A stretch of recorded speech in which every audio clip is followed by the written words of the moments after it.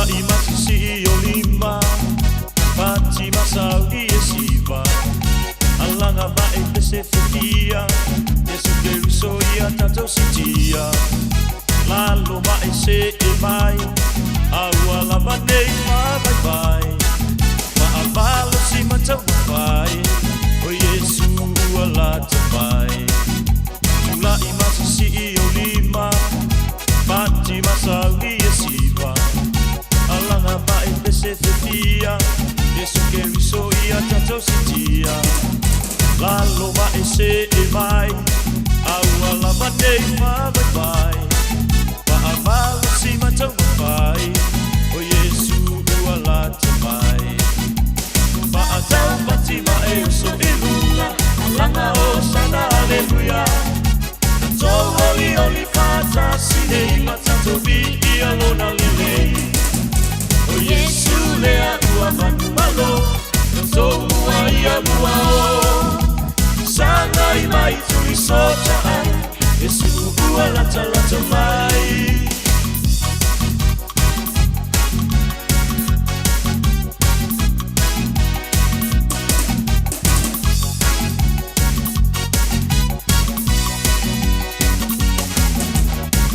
Vale la lolangi, valu mai na male masiasi. Papelo a ila uo o Yesu, e alufa vale anga manu. Sauni ali faa o la tanga, wa mangalo a uane sala. Wa ai oe ne i sia, Yesu le ala ile manuia. Wa atau pati mai uso ilunga, alanga o sana aleluia. Tatou oli oli fata sinei matato vi ia lona lelei O Yesu lea ua manu malo Tatou mua ia mua o Sanga i vai tuli sota ai Yesu ua lata lata mai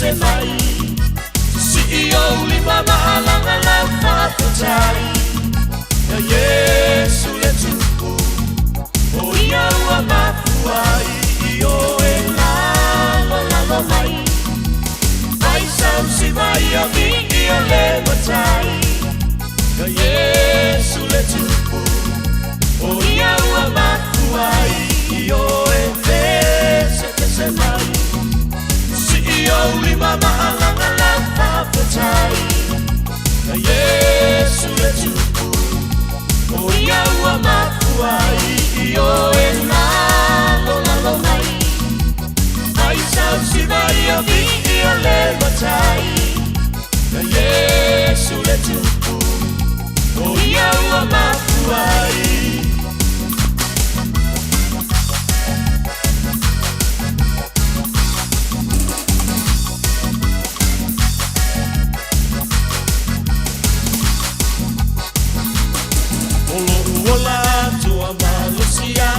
Yesu ia e whai loa Whaaula ina ai se anganga o le loa Olo uola atoa malusi atoa Yesu ia e whai loa Whaaula ina ai se anganga o le loa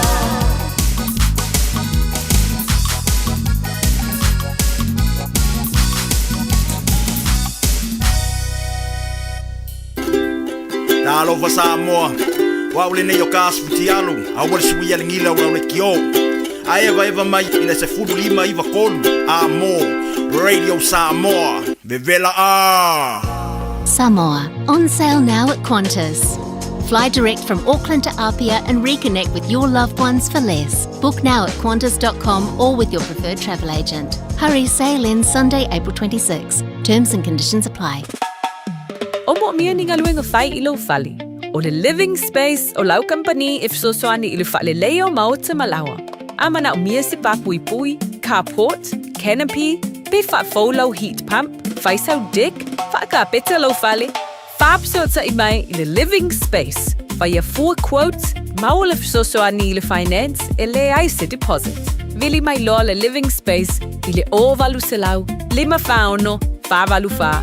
O valu se lau, 5 faono, fa valu fa. Ua taunu umai Loretta i le fali, i le te au le tasi i le vaveau. No leka, o fia sa ei ai. O le ua kare kasi le vaveau fa kwa e kaungu umai le fale. Ia e fai mei nge kaungu umai le ongo, o fia sa ei ai. Sa uia le whare mai ma lo uso, e ke roa fo e cancer skenge ai lewa e mai fo i. Ngā ko vili wha koru aku, ai sanga le kari ai lau California. Si e kilo nge fo i mi skoronga e vili mai lea. Ia o lau o momoe mori mangava si au whangau, ia o le fo e le ingi lancho kamaiki. So le, o le kasi le lua le kolu lau pepelo. O koe o mi fo i au masingi wha mau kupe. Wha mole, ioe, wha maangano mai au. Ua o mga mia safsasoangi. Ua mawai ni mahasina, sa ili e Loretta sifsosoani i le mapu mai services. Ua amatau na whaasolo manuia le ainga o Loretta. Ma lo lava Loretta, ua ua aia le swinga le lei o si o tātou ainga. Whaaftai mo whaataunga, ma le tongina o a tātou pili. Wha vetai mo le fsasoani mai a mapu mai a, ma le alofa o le atua. Ua o maua le fsasoani e fafoa i lo whaafita auli, o le taalo i masini poka. Veli le mapu mai a, o valu salau lua tase lua lua. O valu salau lua tase lua lua. I love you, husband. O whea te lua oi ai. Ma te o e awe le sue ngā tau whale a mā aroha. Ua umana whailau siaki. Le ai, o le mā le nei, e la i titi tele. E le au toi wha pēnā mā. Wa pa u i lalo le tausanga i le 5 o oi le nā, ma oi fo i pā. O le tausanga a mata mo le suisuenga o le kānesa o le tau whale o leo ua 5 E 5 pe 5 loa o tausanga ona la fo ato loa lea o mea fai fua hai lau suisuenga. E tai lua tausanga mawhai, se i atoa lau 5 tausanga. Wha mole, whai mo i mātou. O le a lafo mai i le meli. Radio Samoa. Taslima Ivatolu. Amo.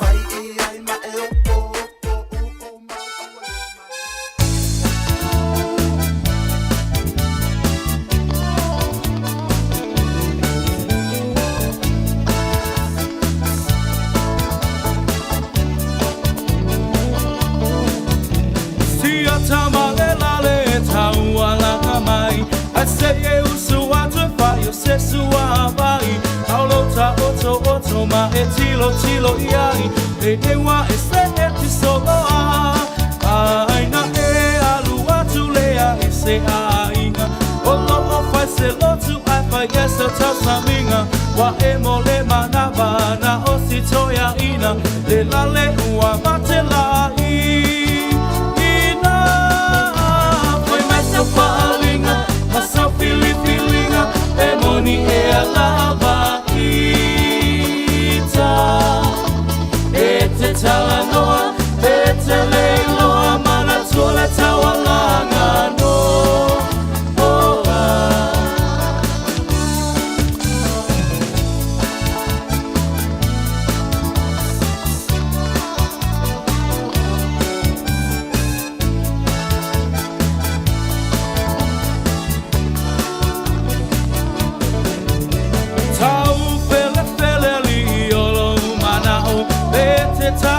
E te fia o aku wa e whama walunga le poto wa e mawa le ai maso wha au tau ua awea oi ma filio le whai te au o whai ma whaia o ngā wami o ngā le tatau wa pule o le au moe ma lofie ka upoe ai ino sia ai lava o ai myself falinga myself feelinga e moni e alava ita e te talanoa e te leiloa mana tola tawalanga no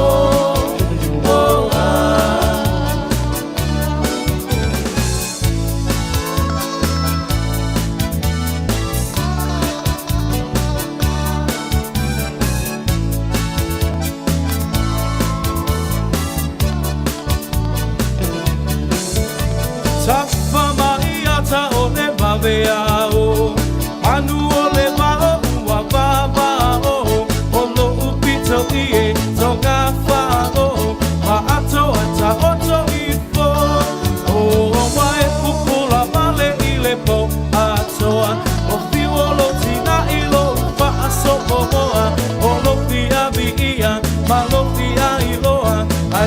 sia ai lo uingo ai mai sa paalinga masa feelinga pe moni e alava ita pe te tala noa pe te leiloa mana tole tawalanga no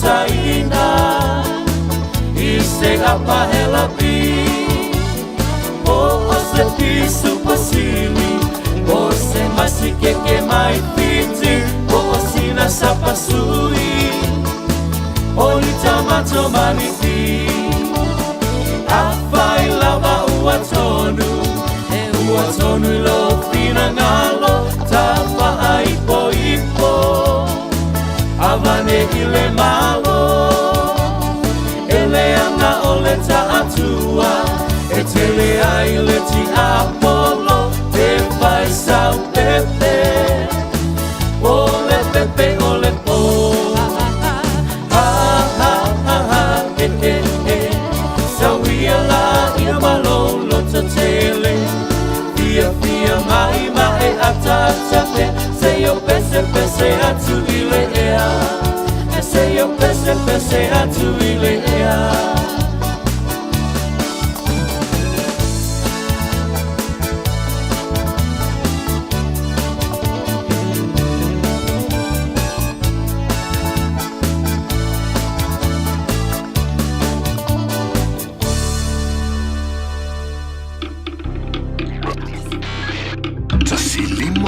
Tolu Amo Radio Samoa.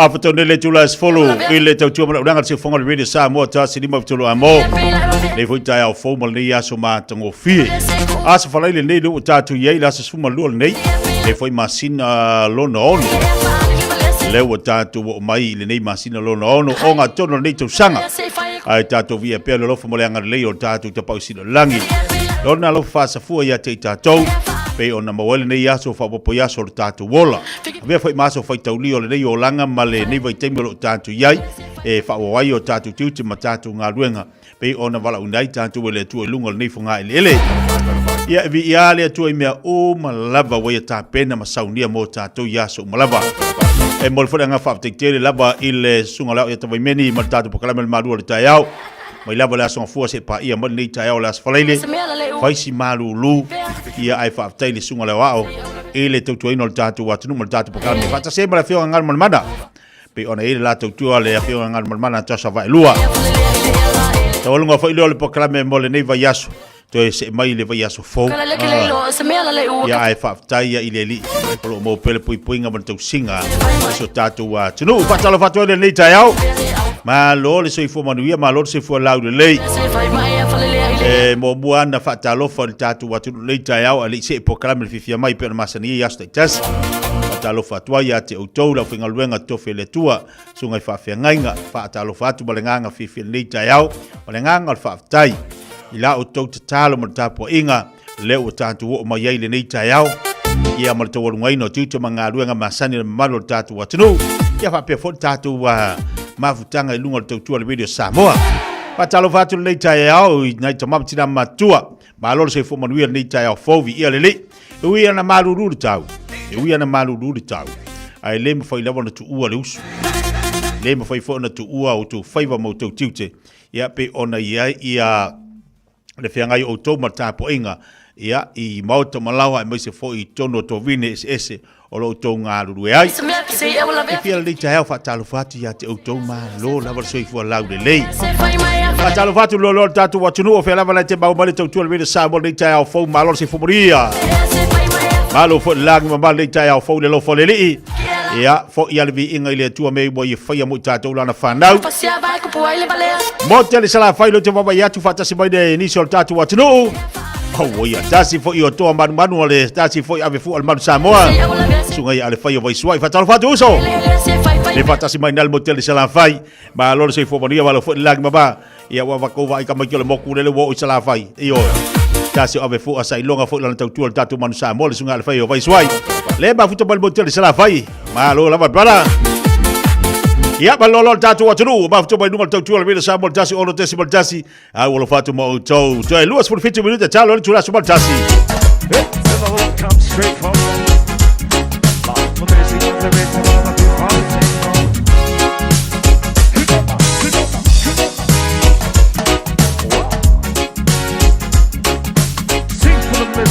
goes down.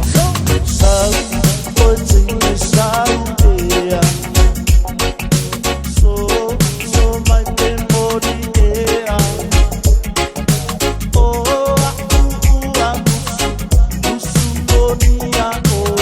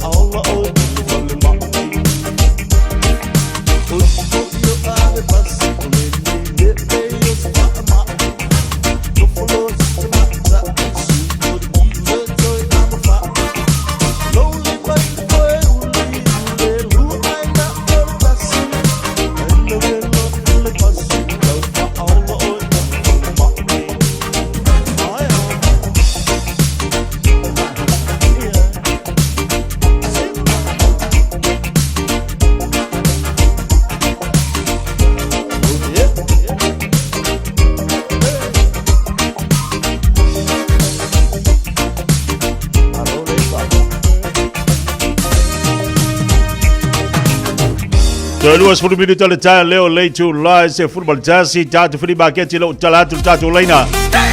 Amalulu atu tatu watu ni tae au le tatu fa Palestino. Ai to tali man tatu pokale mal tatu sumpole asonga fua. Ia ono nisi fo fuanga pe ona yeli tae nei.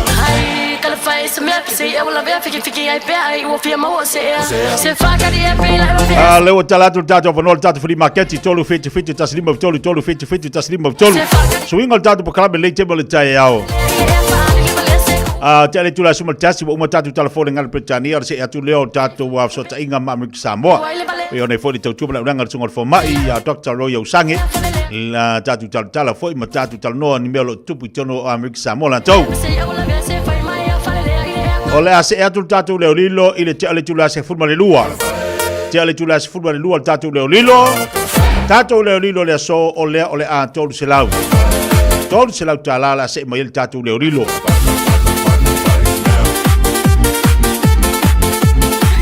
Se io or kai mi bakoi lo tatu leo ri longo kangolo le bako singa ka pupu ia e winga tatu leo langa leo wa faisi ia a ole ai tamu fai mali tatu wa tunu le kwanga bako singa ka aka faka oko fo ina longo winga a le le ya la lo kango e fa va le le ha ka le la ba wa mo fo de tali tolu se la tala le la yeli tatu leo lilo le so awala te bisia o te lo se balunga tatu pokalame le nei tai au se ia pa ia le tu la lua te mana ia mawal tatu tolu se la vai aso nei o longo winga ale mawa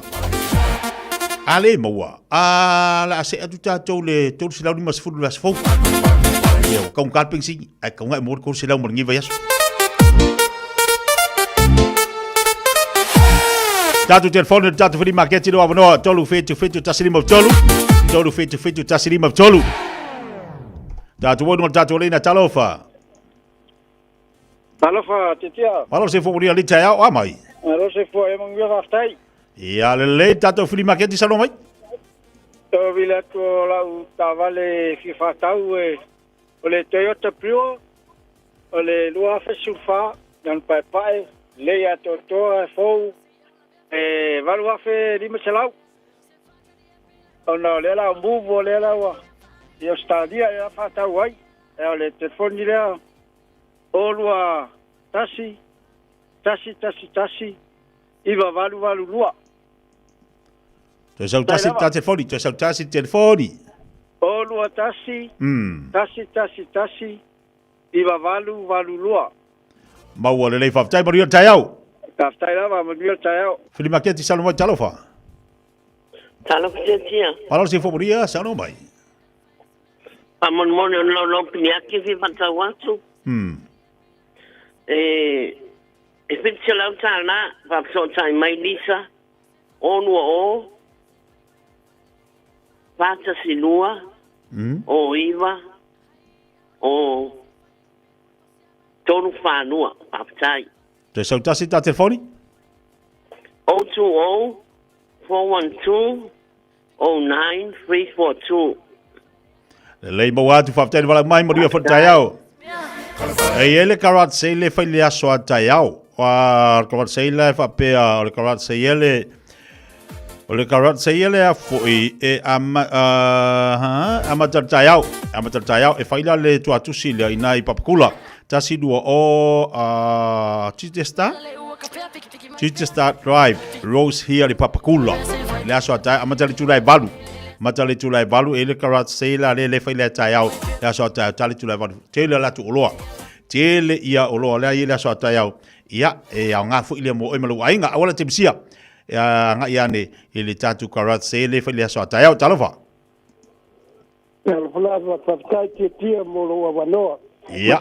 Mea, fitu ke le tele musinta mea, pusa aisa, ta atia, ki fris o tamai pusa aisa, lo le lei atoa, atini moa le lei, ya le lei sau insinia, gatu mo se tau lo fie la, pusa aisa tu, frisa, lo le lei atoa, fafso ke maya, le lua valu, fao no iva, lima ova luiva, lua valu, fao no iva lima ova luiva ia pole o lua o fa tasi o tasi fa iwa lua o lua o fa tasi o tasi fa iwa lua o ia vili mai ia o le tau o ta lua la tau o fia la pa tai tia tai mani o tai au manu ia ne asu talofa Talofa manotia. sei fala le li tai au Ho yangi, o la furi ma ke ki o loinga wa kuri me asoran kengi, ia nga viri meska skinga ele i o mai.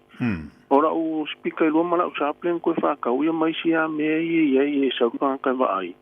Ia nga ku ia le o le tau fa mole a viri mai au le lua fitu lima o valu. Lua fitu lima o valu fa ta ia tia. sei ke mani o tai au fri market i lunga le tato le talofa sei fu mnuia ia o iai le lua potu moi ke tia o lo avanoa nei ia ese mal falta vana te mani dia esa uti pa ma fantanga i le wa avanoa lua potu moi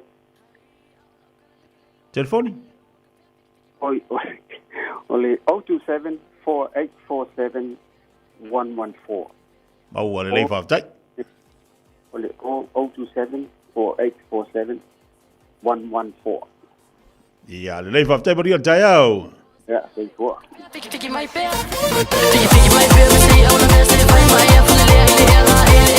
le bele wa tele to se funu male tolu mi ton talo le tula sumaltas avdo per tato leina fia mo se matatu wai kama fo ile wa mai wa umare linga fa dum kulanga nga mai ya baru de popo ava pelo isa maka kuai mo walunga ma nga ya or ka se ka kelo ngofia ka fa yumu marka ka e fa dum wow le tanga mai se matatu wai e ava pelo isa maka kuai ma nga ya fo ko au le pi oi ia olo mala mia statu mtatu wai fa mo le sa di mai ole mtatu wai olo mala mia mtatu wai valwai popo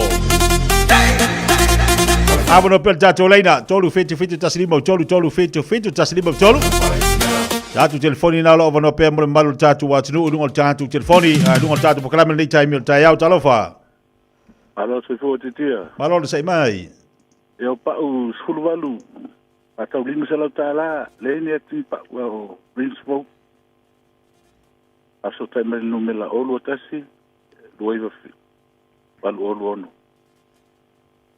pastai ya ko saukas olo tasi luiva fitu palu olo ono ma wala fa te brio tayao se fa carie pila se fai mai a fare le e fare le vale se come te al fichiela asme se fa carie pila se fai mai a fare le e fare le vale se come te al abo do pel tatu le tatu fili market de jalas falaili se fai cu pe cu le fasia vai cu puoi le vale se fa carie pila se fai mai a fare le e fare le vale se come te al fichiela asme figi mai pe se io la se fai mai a fare le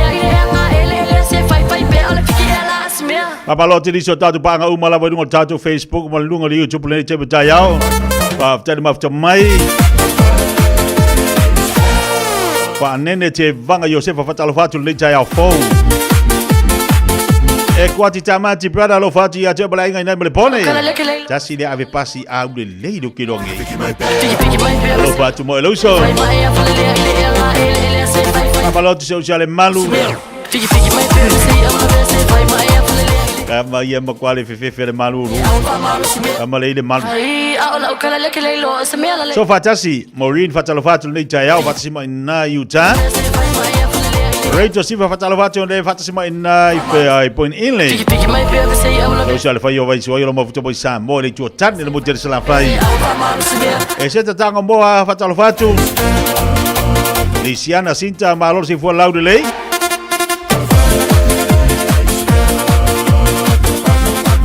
palong man kaya ngi olo wo i Amerika Samoa i ala kama so alo so pa ko vavi mo mo fe luar kanga ka rese visa era ki o i se visa fe luar ngi kanga iso pa nga tatu po kala belo ba futa mai Amerika Samoa fa talo fa tu le nei tayao tala pel tatu leina tolu fitu tasliba tolu Lungo tatu free market fatal vati Anita Saulo Fati meki fatalofatu le tai au malo le se fu lau de le. Fatalofati anta elenga etelini Toronto. Fati simona i Alaska. Se sina fa Fiafia ngau tali sta de volau. Fai malanga lo le pe asu esela au e fua tele nau nau Mua mua ta milo e buli buli tau tau Upe va e tasi ai fa e tole lau lau Timu maa fai malanga lo le pe asu esela au e fua tele nau nau Mua mua ta milo e buli buli tau tau Upe va e tasi ai fa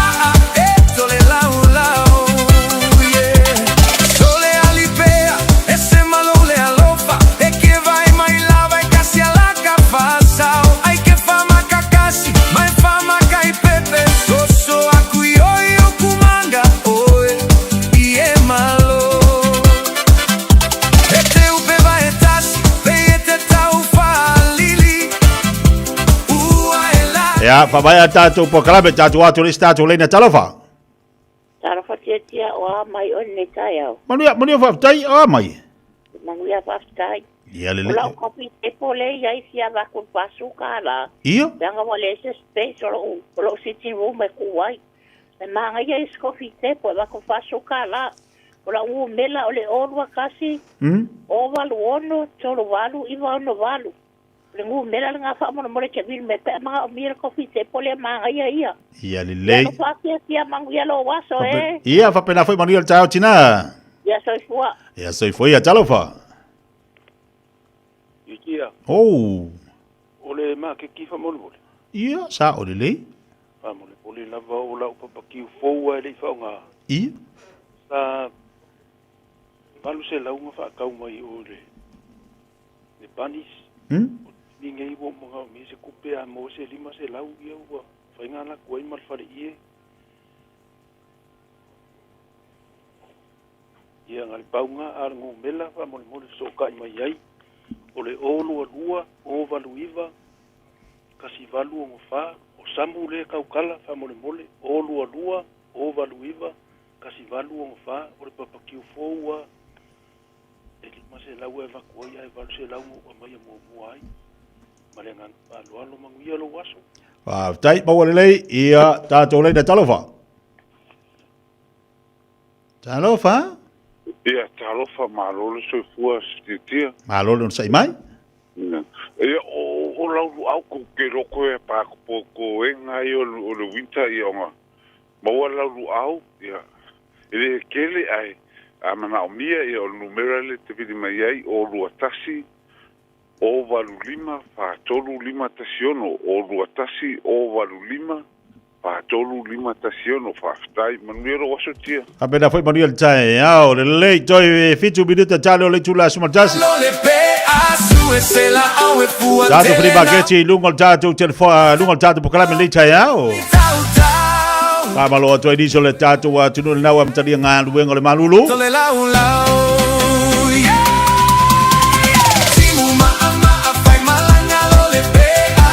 Atalo fatu tatu programa ya Chenin Senia Pithen mafutu manisini au sitalia ia fa felo atu fo sungal fa fenga ya elia mo fatu ya ola mo tatu fa insinia ina ipapa toi malolo se fumoria malolo no sai le sungal fa fenga mo fatu ama se fo la unanga mo tatu mo tatu wa tino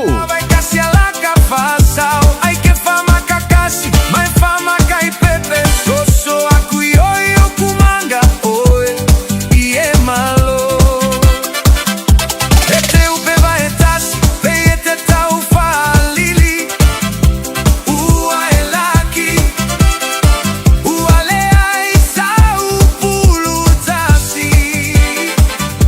Emmanuel Fanga, oe, fa amisio.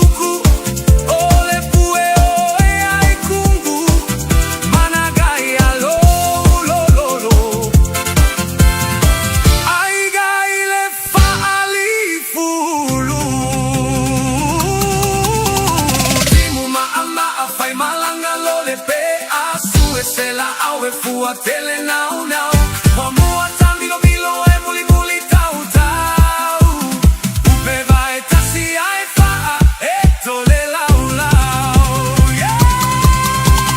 Pe ale alofa, pe ale popoi Pe ale kaele, pe ale fefe Pe aga apo, pe aso ai Pe a fai kala, pe a kaula malama Timu maa maa fai malanga lole pe asu e sela au e fua tele nau nau Mua mua tamilo milo e muli muli tau tau Upe vai tasi ai faa e tole lau lau Timu maa maa fai malanga lole pe asu e sela au e fua tele nau nau Mua mua tamilo milo e muli muli tau tau Upe vai tasi ai faa e tole lau Rồi tolu bili ta talo le chula super jazz ya ta dongo ta pa mo tani fo I mo ta tu kala mo ta tu free market io ya ma lo lo ngosa. Joe tu di ta mal ta tu kala me le va so follow nas falaile. Dai mi ma sani tu na tu ta tu lo. Fua tele nau nau E ta wo fo ile mo le ta tu wa tunu mo ta tu wa inga. Ole olo e mai lisi tangata so sani mo ole ta ta se fo ngalo bu ya ya. Ya mo wo fali I mo wo papa kiu mo wo ngofo mo wo le lau ai. Yo so se tu inga olo le na fa fo ngai. Ya nga tele mo ta tu se ava ku fu ya ke lo na wala tu ona tu fa fo wai. Ole kai mingi e leo ko e kau mo fie se me. Ale mana ia fo I leo le abatu. Ki ole mo vao. Anga ia le va ko le mo vao ma kwa manga ia nga va kwa se yola. Yo ia fa pe fo I le te lo fa I mo vao. Ia a I lo ha ia ke lo fo I da fo fu le tau ana a ve le mo vao. Anga va tu e tango to e fai. A ole winga la tala fo I leo le tau o tatu o loa ia mfa na va tu le mamalo le tatu wa tunu mata to. So ane le si ai nga mo le si ai. Ai loa fo nga wa kele me ko kongo o lo fani. Ola ka poki wa kele lava lava nei. E si ai nga le fia mo so soan. E le si ai nga le fia mo le so soan mai at oi. Pa ia afu palanke ke nga yai. Ia afu fo nga le ke lo wa kai dua nga fa dua fa nga. Kai kasi fa nga nga ai ko kongo ka poki nga. Ia nga okay. Ai wala mai ia afu fa nga le dai. Wa fi wa kuri se fi di nga pi ia ia on sa. Ko ai pe nga ia. Ifa ko ifu yo ngai ke le me ngai la ka mai nga me nga la ya bagi wo enga uma make le monga la mai fa e au nga fu le so santo ilisi ainga ya ino fu ya ngai ki ro ngai ke le manera ya oe ya o le mi tau fa tau ai ale mai avatu fua fo ai fua Pio le anga le leima le alofo Yesu ya tatou na fua ifua mai lo na soifua mo tatou. Ya ngā fui la kufa apia mai fui. Meri oko.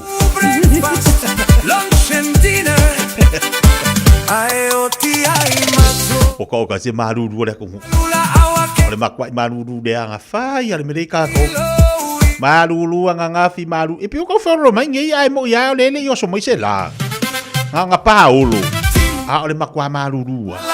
Ya ele le yale manga yo lo ka maruru au ka fo yo kampangi la mo se leng. Maruru au ka fa masingi. Maruru au ka fa manera. Alo maruru le au ka fa moenga. Ele chau kupe mo wai. Oi ola me anga sa ngi si da ai pa pe ke fe maruru. Fa ngo le pai pa au ki fa ngo ngalu.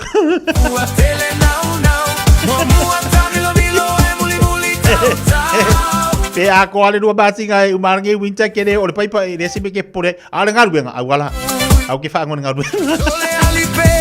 Fa ngo le pai pa au ke fa ngo ngalu. Tato dula tula sebatasi tali mai tato po kala bende table taya o tato se atu tato tala fo ele ngala Britania. Tala falava o le siufonga le nei Samoa le Radio Samoa.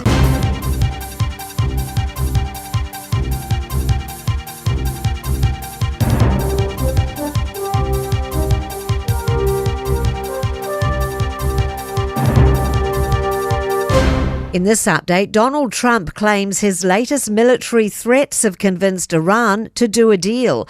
The president says US officials have worked out the final points of a memorandum of understanding. Trump says it'll be signed in Europe this weekend and the Strait of Hormuz will reopen immediately afterwards. Tehran is yet to comment.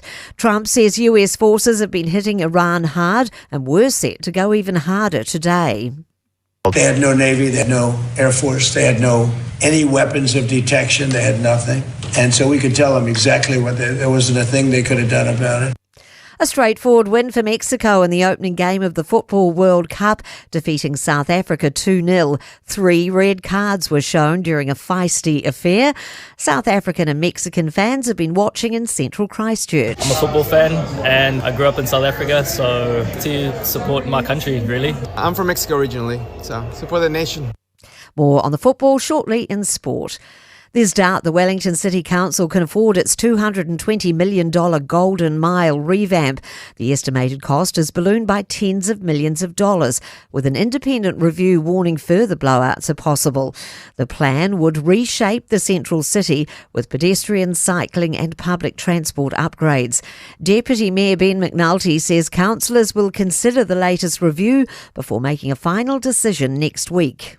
So we can choose to end it. I would say if a Golden Mile as envisioned for Let's Get Wellington Moving cannot proceed. That doesn't mean, however, we can't do something substantial in rejuvenation in Courtney Place. A dirt bike rider in Whangarei is accused of presenting an imitation gun at a member of the public in Woodhill. The 18-year-old then took off in the direction of Maunu Road and was arrested at Mahana Place. He'll appear in the Whangarei District Court on Monday on multiple charges. I'm Kay Gregory and that's news. In sport, a whopping 3 red cards were dished out in a tense opening encounter between Mexico and South Africa to open the FIFA World Cup. Mexico claimed a 2-0 win, scoring a goal in each half. South Africa finished the game with 9 players, while Mexico also had a player dismissed late. South Korea meet the Czech Republic from 2 this afternoon in Guadalajara. Ryan Fox has banked an opening round 4 under 66 to open his Canadian Open title defence. He mixed 5 birdies with a bogey. Fox is tied for 15th, 2 shots back from a crowded 4-way tie for the lead. Meanwhile, Lydia Ko and playing partner Danielle Kang are tied for 52nd after a 4-over opening day at the Teams Dow Championship in Michigan. That's sport. O ti ngana uniform. Whawawhene loi le Papa Toe Toe Dental. Ma whaongalau Community Services card. E se iailo nifo i le nao le fase fulu tā la. E whaia foi nifo auroi whaai ila ai lau smile. Susu mai pe wala au mai i le Papa Toe Toe Dental i le lua fitu valu whawalu tolu o le tua tusi tolu fitu lima Great South Road Papa Toe Toe. Papa Toe Toe Dental smile every day. O fia maua sau ta vale po sau piki apu. Ai tong i ta iwa yaso, lua va yaso, pe ta imasina. O le sleek cars o le a maua ai le fsoswani. Ua ta pena le au whainga luenga a le sleek cars mo oi malo a inga. Aua e te popole i se mea e tasi. Te tala fitu aso, mai le sfulu i le tai au, angai le afo le ono le afiafi. Tele la lai au kilani i saute, vili mai loa i le o lua tasi fa, fitu lua selau. Po le o lua o, fa lima tasi lima tasi. Hey, where you two off to? We're going to go drop off Nanny Aroha's bus screening test. Have you done yours? No, this Nena is too young. What anymore, Nena? The age has just come down. That's you and Papa too. The starting age for the National Bowel Screening Program is now 58. When you turn 58 or 59, you'll be sent a free bowel screening kit every 2 years until you turn 75. Please do it for us. It will come in the mail. Tanoa. Maua e whapitoa al whale ofu le tanoa. La e il whanau, e ta i loas furutala. Of tino ali ima tama, ua ta i loas furutala. 5% to ese menta o la e tinama tama i tai. Eir, susu mai loa i le tasi lima iwa o ne hanga molo o ne hanga. Pe whafso ta i mai i le lua tasi fitu, tol whafa ono. Tanoa.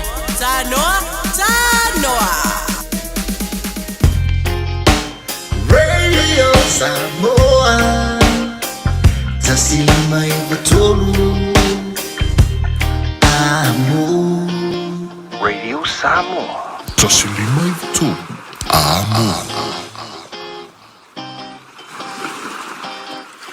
Talofa Samoa la tulupele. O leo tu amtaria le unanga le tatu tui Samoa Manhattan Function Center. O wale tau tuaino le mamalu so tatu watunu ile nei tausanga mo so se whamoemoe, waipoiponga, maliu, aso whanau, reunion, company functions.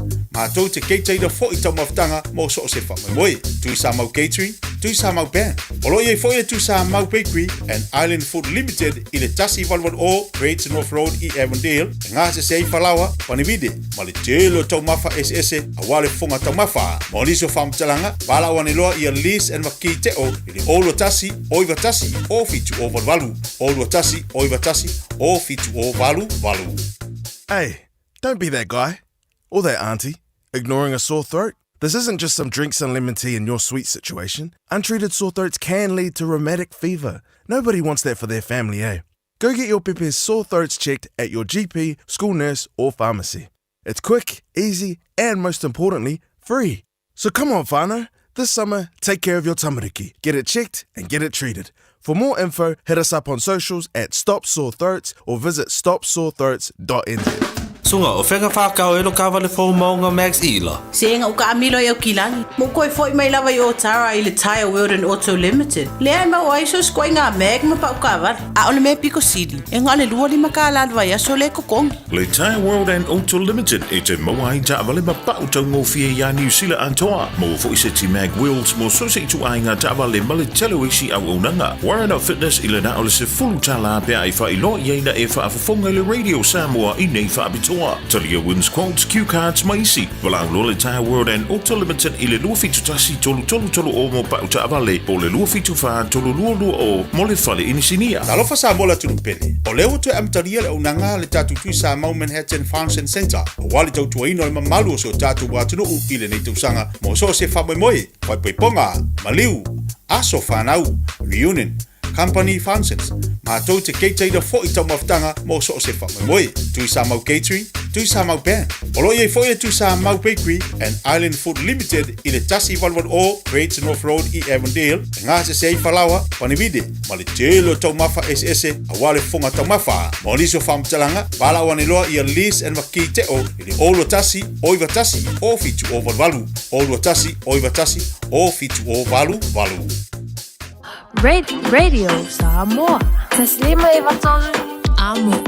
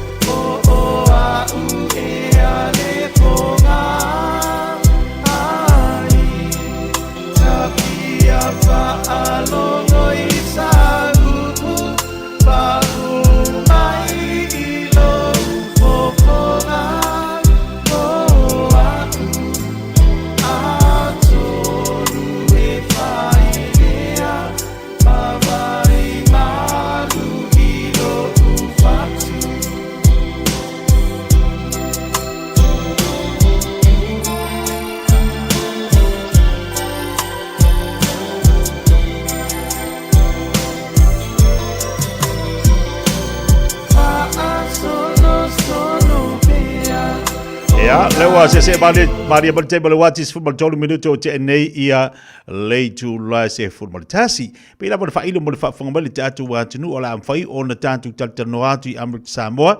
Ia ilungo fo tatu po kala masani pe ona iai mal sunga fo mai le sunga ya Dr. Royal Sange pe ona iai tatu so ta inga I vayaso te tasi. Pe ona fa ilo tatu wa tunu la son nafi ona wa faisi pisi.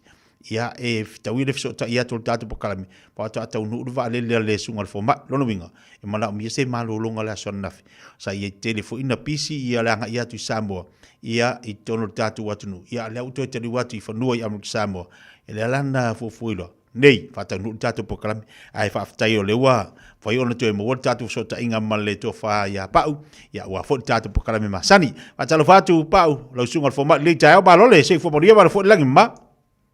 Ia, pamalo le se fomo tia ia fatalo fat fo I ne tapaanga mai se ia le tunu olo o ma ual tato fa salonga ni tai au tia va ni fa fonga le tunu o le famna tu no tato sisinga fua ma le awaya tu I polokalama tato malo Samoa sa mato filo e maltelo tangata lo o whaalongolongo whaafonga mai mo fo ta plokalama. O ila no loai. Ele tau au na tual plokalama, tau au na ngai oi pea, ma solo pea. Ia ono lo to tele lava ila to lo o mawhai on benefiti ile whaaso. Ia me se lava le anga I mai Amrik Samoa. Ia onisi. Ia o le malanga mai le vaiaso le mal vaiaso le. Ia sa mawhaino so ni le fautuanga e abe le whaingo pe mita, e un whale isa I Amrik Samoa. Ia whatese fo I ma le so ni na whaatino I nai mon malanga mai. Ia o lona wingala.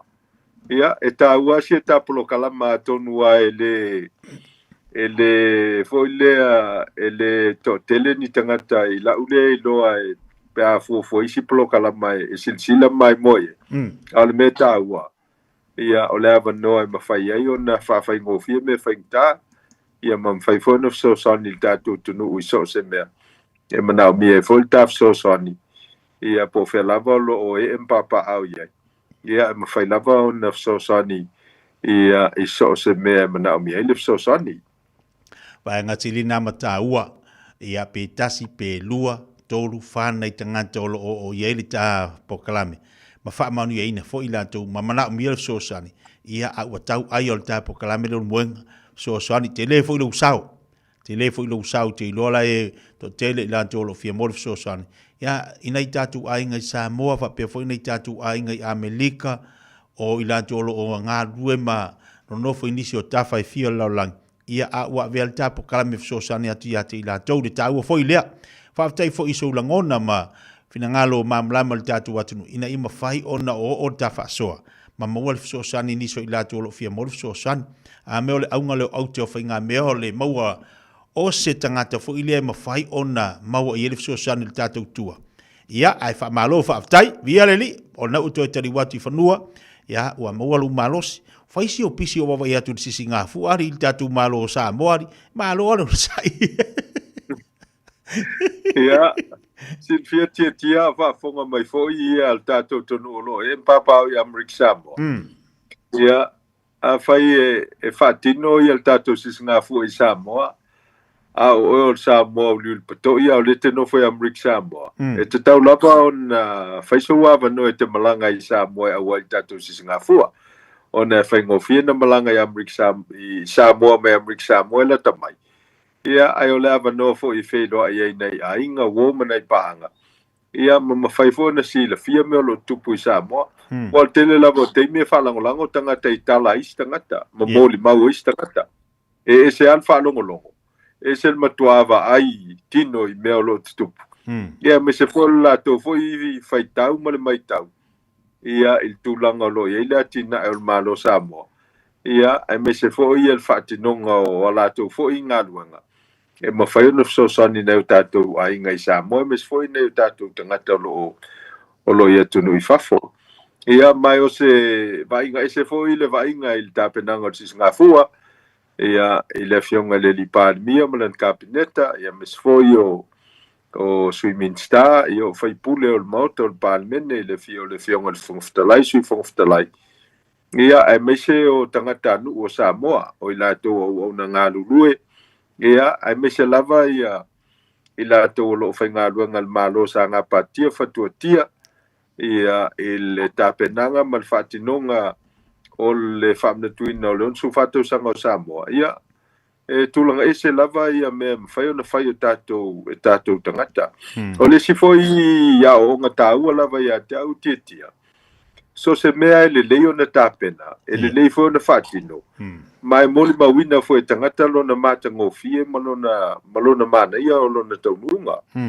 ia le kola o sa o moli mauina e au ia peise ia o le mena sa o faagaitia ai o le aoga o le faamanatuina o le fuanei o tatou tagata to tele latou sa auai ia e iloa ai lo latou loto nuu i le malo Samoa ia loto i le nuu ma le itumālō i le amese lava i latou sa tapena ia faafiafiaga o taalo o auvaa ia o mea umana tatou te iloa ai ia le mapopoga o tatou tagata aua ana fai le fua ai leo mai ai tagata ia leila se winga o sisigafua ma lona faamanatuga ia o te faafetai le atonuu le lalago le faigā malo i le talitonuga lava le tasi o i lava le faigā malo e tauavea le malo Samoa ia lalago ia o tatou tagata ia ua le o se malo sesi o le malo lava o tatou ia faapena foi latou lo e mapapa'au ia tunui fafo e mau le avanoa e malaga i Samoa ia faamālō e lē taugofie le malaga i Samoa e lē taugofie ia le tupe pe afua i le tau o mea whaaluai le se leni i Samoa ia ai ngalo uma nei mea uma ia ono le nganga Samoa moni lau e fia sila ma fia awai ia i vaenga uma sa whaatinoina le tatou sisingafua ia whamālō ngā luei nei tatou tangata whamālō foi le loto atonu ia ua moni le upu foi le tatou te masani o fea lava e lala i Samoa ia susu e alfa malama ma vaavaai anga i Samoa e le ngatala na vaavaai i Samoa ia mtoa osa le vaalele ma anga i Samoa ia pe fea lua ia le maketi foi le ua uma le tupeltanga ao le Samoa ia o le mesili nao na taua la sau tau sila foi lea la sa o sila iai Dr. Ile nei tau sanga ma le tue la langa mai o le tele o mea ua whaatinoin. Man tu ole tau sanga nei o le ua whatu atu e tau amata. A ua tilo foi leo. E se le tele o mea le ua ma whai ona toi whaatonu ina le tatu ngā fua. Peo nei tu ngā waa o sa vali lea e na amata atu i le aso mua. Foi le i sa vali e a onga ma. Ia ma le tele o whaafia fianga. Whapea foi au sa vali a onga. Peo nei ai. Ia. O la sau tau sila tue amta ina ma le tue la langa ina ma ina o le tuatau tutuatas. O te mana tu al tutuatasi o le whaamnatuina o le 5 tausanga o tutuatasi o Samoa lo no inga suma le 4 tausanga te luai. Ia mai o te whaaftai e pea o na whairo atu. O le vainga winga ese na o vai. Wana usavali mai na le maketi tia. Na usavali mai le maketi le i savalalo ya ngai o munu. Ia le manai ia o savali ya ngai munu i le vava ai folingo nei tatou tangata fia tangata uma o le sangisangi o nei whanau ia ma le whaama popo o so se tangata sa savali lea ia mai pea no fai atu e mtoa ngalo ale mamao hoi le leo o le maketi i mulino malmalai tia whau ia ona o le nganga Samoa moni lava e le ona whaapea wana o e malau tamali anga ai ala ona lango ia o le manatu i tua a ma le whengainga na saini ma New Zealand ia ma le veo Samoa ma tutuatasi ia ma le veo o i matangata o whaamnatuina le tutuatasi ia e ola foi la i mo whaafiafianga ia o tātou tu ngā whautasi ia o tālonga wa Samoa la vanoa e matamata ini so tālonga sa whaatinoina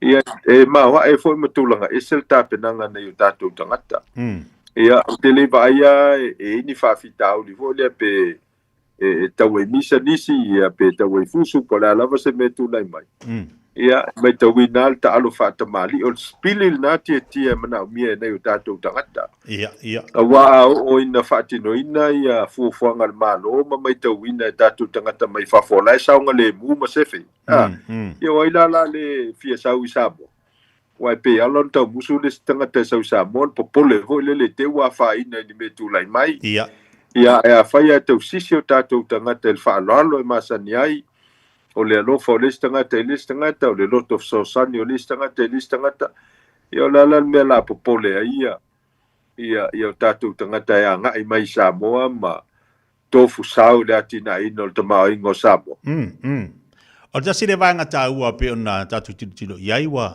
maua le telo le tatou tupe maua le tamaoaiga o le atu toʻatelo i latou na aga'i atu ia atu ni fafo e maise tatou tulisi na mai moina ma latou moli mauina le tele o fa'afiafiaga e maise le tatou sesiga fo mo le litausaga mo le mauina le na aua i atu ai le tatou faiga malo i Amerika Samoa la se tilo Amerika Samoa latou le swinga ua iai ia le tatou sesiga fo mo le litausaga ia o te loa lava o le vainga ia le fionga le suikovana ia whapea foi le presidente o le senate ia o le fonga fitalai o le mauto sui ia whapea foi ma nisi o whatonu sa malanga i le whainga malanga lea o te loa lava sa o lato mo le mawina le tulanga isa le whamna tuina o le sisingafu a Samoa ia mai o whamnatunga whapea nei ia ua mawhai fo na o si Amerika Samoa la tau ia nisi o whamnatuina o sisingafu a Samoa ia pelila i tausanga o mawai mai pea o na whai atu tia au ina lelei le tapenanga o se polokalama ma lelei lo na whatinonga ia e tūn matai fo ila tangata le lumanai ia e tapenanga whapena ai pese ia e ala o na whalaititia tapenanga le telo tausanga i Samoa na lua ia pese ia fua i le tala o le tupe ai a whai ai tāpena mamau ma whaatulanga le paketi e whai le whamnatuina o sisingafua o le tupe paketi i alu i lima o maa au tangata ia mataavili e le tupe e ati na e le tamaoaiga ia o ila sesi o la le tuli matai i tāpenanga whaapena ia whaftai fo i le malo Amerika Samoa ia le latou tālolo ma le whaaloalo mawalunga sa tāpenaina ia mo le malo Samoa le ngata o le palemene ma le tala ina aloa ia o le mautafono o whaopopo o le fono le palemene a Samoa ia whapea foi le latou foi sao i le whamnatuina o tutotasi o Samoa mai o vaenga whapea tiatia e toe wha manatu mai ai tūpulanga lalovau le tāua o soutanga o Samoa ma Amerika Samoa ia o le ainga ia e manatu nisi o le uso tu ofe po le uso tau whengai ia ai o nei mea uma ila langa mai lava i le taltonunga o Samoa na lua tu salava pe se teita ingo whainga malo ia o le ainga i tasi ia mai o te lofo i le sa saunoa ia le a fionga le matou kovana lutena ina ua whaamawai ma Samoa ia e tūlanga ese le malo Samoa ia o na o ati nae ia ma le tele o vaenga o lo tautua ina i o tātou tangata ua le siana me tā ua i mene o whainga malo ia o tāpenanga whainga malo ia i vaenga e pe o ati nae o fale ma mea whapena e mawhai eo na tautua le tunu ma whaongae le tunu i le teime mana o mia mo mia ai. E iei le vaenga no u titilo atu ai pe i e fōringa mai i le saunoanga le ko vana Amerika Samoa. Pe i e mahofa fo i lea i le tilo i nei whanau la aiti ia lātou i whatino ino lātou pokalame pe ona i sa vali. Le ana whalongolongo atu i le saunoanga le ko vana e whapea. Te ua ho'o i le tausanga fōri singa fo Amerika Samoa o le aia wala au wina o la mo se vala aulia ia mo nai fa na laiti e pe wo tilo fo ile ale ko vana le fa nga ino fa na witi mo le luma na ila le o le malo a miso la tunu e moni le sa nga tia e tele na ya mato fa na witi Amerika Samoa i vasenga ia fo ia fa te tai a mata mai lava ile K3 K4 K5 ia o vasenga whateitai lena. E pea ona whaero atu. Sa uva aifo i tamaiti neo sa vavali e Samoa. Ia, ai pese i wa ese foi le vainga ia nei o tatou matua nei Amerika Samoa o manatu. Ia, e foi le e whaetete whapelepele nei whanau. Ia, ai pea lau na ufai atu. O le mele sa uva ia o savali mai o le fou tamaititi le titil nei. Ia, vai muli. Ia, ua pea ua koe mafau iaso o sa vavali vo ia le matua o ngā le kale sias fitu la lovaya. Ia na sa vavali mai o la iti. Ia e peo ina le fafau mai ai le nganga le o le loto tunu. Ia mai atono le vainga fona le fionga le matua ia pulu. Ia e te tau fonto e la langa le melna ia Amerika Samoa. Ia le lope o tutau sanga le matou fwesi singa fua o whape mai le komiti o le savali. Ia o la malolo tangata matutua. Ai sa vavali la na whanau la iti e vasenga ia whateitai. Ia ma vasenga ia o le senga tasi e tau le senga valu. Awa fua le whai o whanau a onga tia i le tausanga le na o whateitai ma onga tūlanga momo. O te loe e le lalo se fulu afe le whaitau a whai o whanau. Ia Amerika Samoa e a fia i vasenga na. Ia o lona uima. Ia a whai tawhal fina ngalo le kovana ma luten kovana e whapea. Ia e o i tatou whafifianga le fua. Ia o lea ave i whanau. Ia e lātou te whafiafia. Ia lātou pespesenga ma lātou siva o lātou tāleni e whatino. Ia e fwese mana ia e whapea. Ia a mai lātou pulanga o nuu. Fo ia e alo le whautasi. E sāl tangata e lunga ko sfun valu tau sanga po le po lu sfun tasi tau sanga ai o mai tamiti a onga alo fautasi ia o ina la tātou te loai so se atonu e fata u al fanau tu pulanga la luparo vau o le tonu le na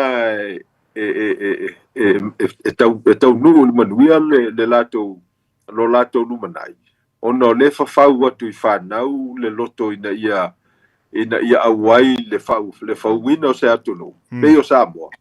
Ia mai po fea lava ia nga i pe amatutua. Ia mai au latou loto. Langa o lea na savavali le savali. Ma maui o latou mafau fau.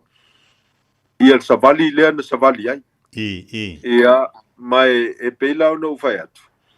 O i latou u mai e whaafonga mai na savavali i savali o la iti ao. Ai longa i sesi na foi lele o ngalo la le savali le na. Ia la ina te mana tua le ia le mamao le mena savali. Ai makua le ai ia se popole le tinga vai o na la vai to la foi savali stamaiti. E fa pel manatu. Au fa mabulu ia mko ia fa le kongo. Ele wa ustangata le pa fa ai o musu. Ai o fa mabulu mako savali le la savali uma stamaiti pe wa. O le taua la nga o le mele tatu te tala no ai. O le me foi le ngalo lu fa tasi.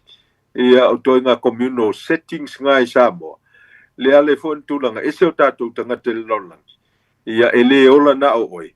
Ai so i fua o no lista ngata le e ala i ona mau popo ia saufa inga nu saufa inga e kalesia o me faito tele ia le ala tatu te vai e Samoa ia e tangata tia no mai tauina te fa akonu e fa fanga savali e umana savali la toa o nga sausu ia tu le ofu savali la utalvo ia suile la i sau savali ku savali la to fa potonga ia sau mai tauina wa sau tu le e la no fani mulinu ma mai tau tangata ia sau savali ku savali la ko ausiva o ngala ngo loa so o mkam ka ki au to nga tangata ni malo la to loto ile la to fa la potonga le savali ai mai se o le fa alo le fa mo o malo Samoa malo fa tai le wa e ui awa yantu ia se vaa Amerika Samoa le tatu tunga fautas. Ai mori mauina le tūlanga maualunga sa ia le tunga va. O la sau tilo i le tūlanga le wai ia wale na mua ia va e ono foispungi. Foi lau. Ia. Toi muli atu la ia le o tu unga foispungi. Ala sau tau tilo ia. Pe at ne te ua o le tausanga fau. ai ke walu waku ngi va Amerika Samoa. Ili tātou tu unga po tātou atu tō tasi. E mana i fa so tia o tele mo se reporti mal committee o tunga va apena taimi ya tu unga ia lua. Okay. Au ka sa u manatua au ana taimi tātou te loai lea le performance o le tunga va mua mal tunga va no lona lua. Oh, ia. Ia awana ana fa pe taimi a sa le taimi pu le taimi o le foila o lona winga. Ele aila e siliala al foila au. Ia ale mena no fia vai au ia ile taimi ho le fitu mai no taimi a matel tu nga taimi. Ia on taunu le va i foi le i pia taulanga i le no fanga le i mtautu ia sa tawa ona i loa po le umi. Ia awa inala tatou te loa i le fatulanga ina o vaenga ia. O le mea foi la lena i loa nei tunga fautasi a wa sa umanatu. O le vaa lena mua le foi la au le vaa o manono. Telefoni o le vainu. Sa umanatu foi toe mua le vaa lena i le foi spuni. Ia lela e fōringa mai. Ia e te lea mafuanga ma fai ona vaa vai i tangata sa ili mua. Ia atonu le masani le alo foi ma li vaa i foi la au i lo foi spuni. Ia atonu foi manatu nisi. Ia ole au vaa lea sa aloina le vaa i le foi la au. Atonu wale tutusal malo sil terminalo il foi spuni. Ia pe a fai e fua i le tu ngā fautasi. Vole le sa mua telefoni a anu foi spuni o tu fa. Ia au lea na tulua i al totolo tamauli le foi la au. Ia e tu tonu le il foi spuni. Ia peise i la tangata ia na tulanga iselu la tau whainga. O malu le malo. Ia o le sa tu tolu i le foi la au.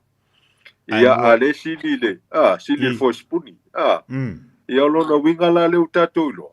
Awa lo expectation foi le na. Ia e taua na mua le vaa ali manu le malo e whai le tino le leo tangata. Alma kua fita i la ualea. He la ualea vai. Ia a whai ala o le tausinga leo o le tino tu lou o le soifua malo lo ina. I tu la fonoa ia ma wha leo ma. Ma whainga wha vai o le ofisa o le pui ngon sango le mula o tele. O lona winga. E le kakauang koe mua se si vaa lea manu le malo. E oi. Ia ai manea i o le tuunga le sa u va ai. Ia sa u foi le manatua. A fai le tunga va Amerika Samoa tau sanga fo. Taula na vala ulia va ai elu.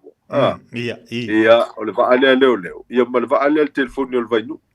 Ia no mai ale o telefoni o le vainu ia anu la tau va ai foi la. Ia ai o mai le va malo malo. E anu foi spuni. Ia tātou no foi la ia le tāu o me tātou te whatu susaina. Ia whatasi ma vaa o Amerika Samoa. E foi le se matoutou unga le fofu el masina fou tia al famna tuina o le tuto tasi o malo Amerika. I le aso wha o Iulai. Ia o le ala sa o tala no initial committee o le tapenanga Samoa. I la lato polokalama le ya se tema wa e le to fai ngoina o te wila. Ai peo la fai ngoina o le Cultural Festival Week. Ia o le aso tūmanga nuu wha Samoa. Toi titia pe o Pacific Fest le fai au kilani. Ia o le polokalama la nan malo Samoa ya se tema. E toi fai e foi la tunga va. Ia lona winga e tau lao na valaunia toe valaunia va au Samoa oi lava va Amerika Samoa oi lava va ai vanoa ia e tau na ngai le tulanga fa pena ona sa mo tala mana ia tia e falling mai o tangata le sa fa wina le va au nuli ia e fa pesa tal sanga ia nuli fo le e ona toe fa wina ia nisia va high tech. Ia na tali le tangata le e whaanga copyright le tō wata le sa wha uere wa au nōti. Ia ai le la ona tusia ni se ata e fau ni se va pe fa e la isi nu nei tutuila le la to e fau ata ngata leva ai ese la ata o le lo ke fie lo po la le fo ringo ata ni fa pe au te meu mai no fau sia la to va ia po ni va e umi atu le va o le fionga nuli ia po ni va e pupu ia po ni va e tau lo tele le va o le oa ia po le alava ia au le taua la o le ngai o inga le ia o le ava no ai la va tu ai Amerika Samoa se fa ka se va al matou nui sam tau fala tai se ka fa kulanga fol matou va Samoa wakau anga kule idu wakau ko sa ia po le alava le tulanga le ai o lo no winga o le tapenanga le fionga nu li tulo wal fa fonga mai fo io no maputo ma fa lo fima so li imal tofa ia walanga langa ai fina ngalo tanga tene Amerika Samoa ele ai e mai mau malo si o tamaitile tu lo wal fa fonga le koyo alo ia va ia play wiki ma va ia fai pa class ai si le mo ko i faul ka ko va al high ia nei lo le na le se ngau o malo si o tanga talo va ai fa tu sa nga ile nga ile fausanga le we nei o lo na winga e matoa mamaua le mele anga ia Amerika Samoa o tau va ne tia au lima sala wa feta la Amerika ia lo na winga e over million amana ola se nu vo le fia fata se va high tech per va Amerika Samoa lo winga uma le ia 2 million la ko ku per fo va vai ali se me vai ia ai ele fai go fia wa Amerika Samoa ia o tangata masani sa linga tupe ia ma telefone fionga ia tapena la to sa high tech pe o sa leo o le fionga nuuli a mai si voi a fionga ia pe wa lao ma ia e mautinoa ia mawal sele ia fatinoa ia le vaenga le ia onga o le kalkonga foi le fa fionga le taunto la lo le se fionga moni ia ba tawala ma ko i faule va ngata iva ia ia tau ave pe le tulanga mo ia mo tunga va ai la ngai lu mo lo no wi ele fai ngo fia la mo Samoa le fa nga tameltai fai nga meltai a wa le fa fonga mai ia o le fa kwa fa masangi Samoa fo sputi a le aya nga i luma fa nga va Amerika Samoa ia haite ia ele ma fa ya la nei lo le au lo le afise ma kwa i lo le po Amerika Samoa po Samoa ia ai pe ya no fa ya tu la tala sa fa inisio o na uso foi Amerika Samoa ia o le me kaulia ia ka ko lo le tel tonunga le o va ai mua ia a le o singa o va fa ta malo va ia Samoa na lua wai pe o nga tol na o fa nga tama e masani le itu pulanga Maria fa soa Maria fo ile taua o le ta fa so ni taua o le sa e au wai ia ma e si le fia foi ma e mai moina ma mole ma wina le tulanga sa yeli tatu ta penanga le tatu si singa fua to volunga le ta fa so le ni taia o le tatu singa ele si singa fua o le fainga pa anga ia ave si le fainga pa anga o le ainga o le toe tu fatasia le ainga o Amerika Samoa ma Samoa pe ona ia vala aulia tilo atu le mana e o foi le talolo le na fai Amerika Samoa o ka se mana ia au toe vai foi le ma toe mata matatu i le tulanga sai ai o le toe tu fatasia e uana ese o Amerika Samoa i lalo le fainga malo Amerika e o tama whanau o Samoa le ainga se le mana ia o le toe tu fatasia o Samoa Amerika Samoa ma Samoa ia tātou pe ona iei le tātou wala uria le ana iei le sisingafua ia silfia foi tia i le toe la langa ina o le vale o Samoa na lua le o fai ngoi nai le so fatasinga le o le atoa o Samoa ia ma te whaftai lava le whatou whala inga po i lava au mai al fina ngalo lea a wal me moni lava le na ele ma whai o na atoa Samoa pe ale iai Amerika Samoa ma Samoa i se me whai ia ma le ala fo le na i lo ulea tel tonunga lai ona aloa ia Samoa i le va ma le malo tele o Amerika. Ia ono le lalango mai o tama whanau Amerika Samoa so se mea. Ia mai o le ala tātou te vava ai i le tūlanga lea. Po halava me whai Samoa, e la lango iai i Amerika Samoa, a mea fo e whai Amerika Samoa, e la lango iai Samoa, mai whapena winga o tangata o se ainga. Ia mai o te whaftai au te itai o malo e lua, ia o Samoa ma Amerika Samoa. Ia i le whaawau pea o le fo i vainga e sila iai le tupulanga lalo vaua. Ia mateu i o lātou fatu.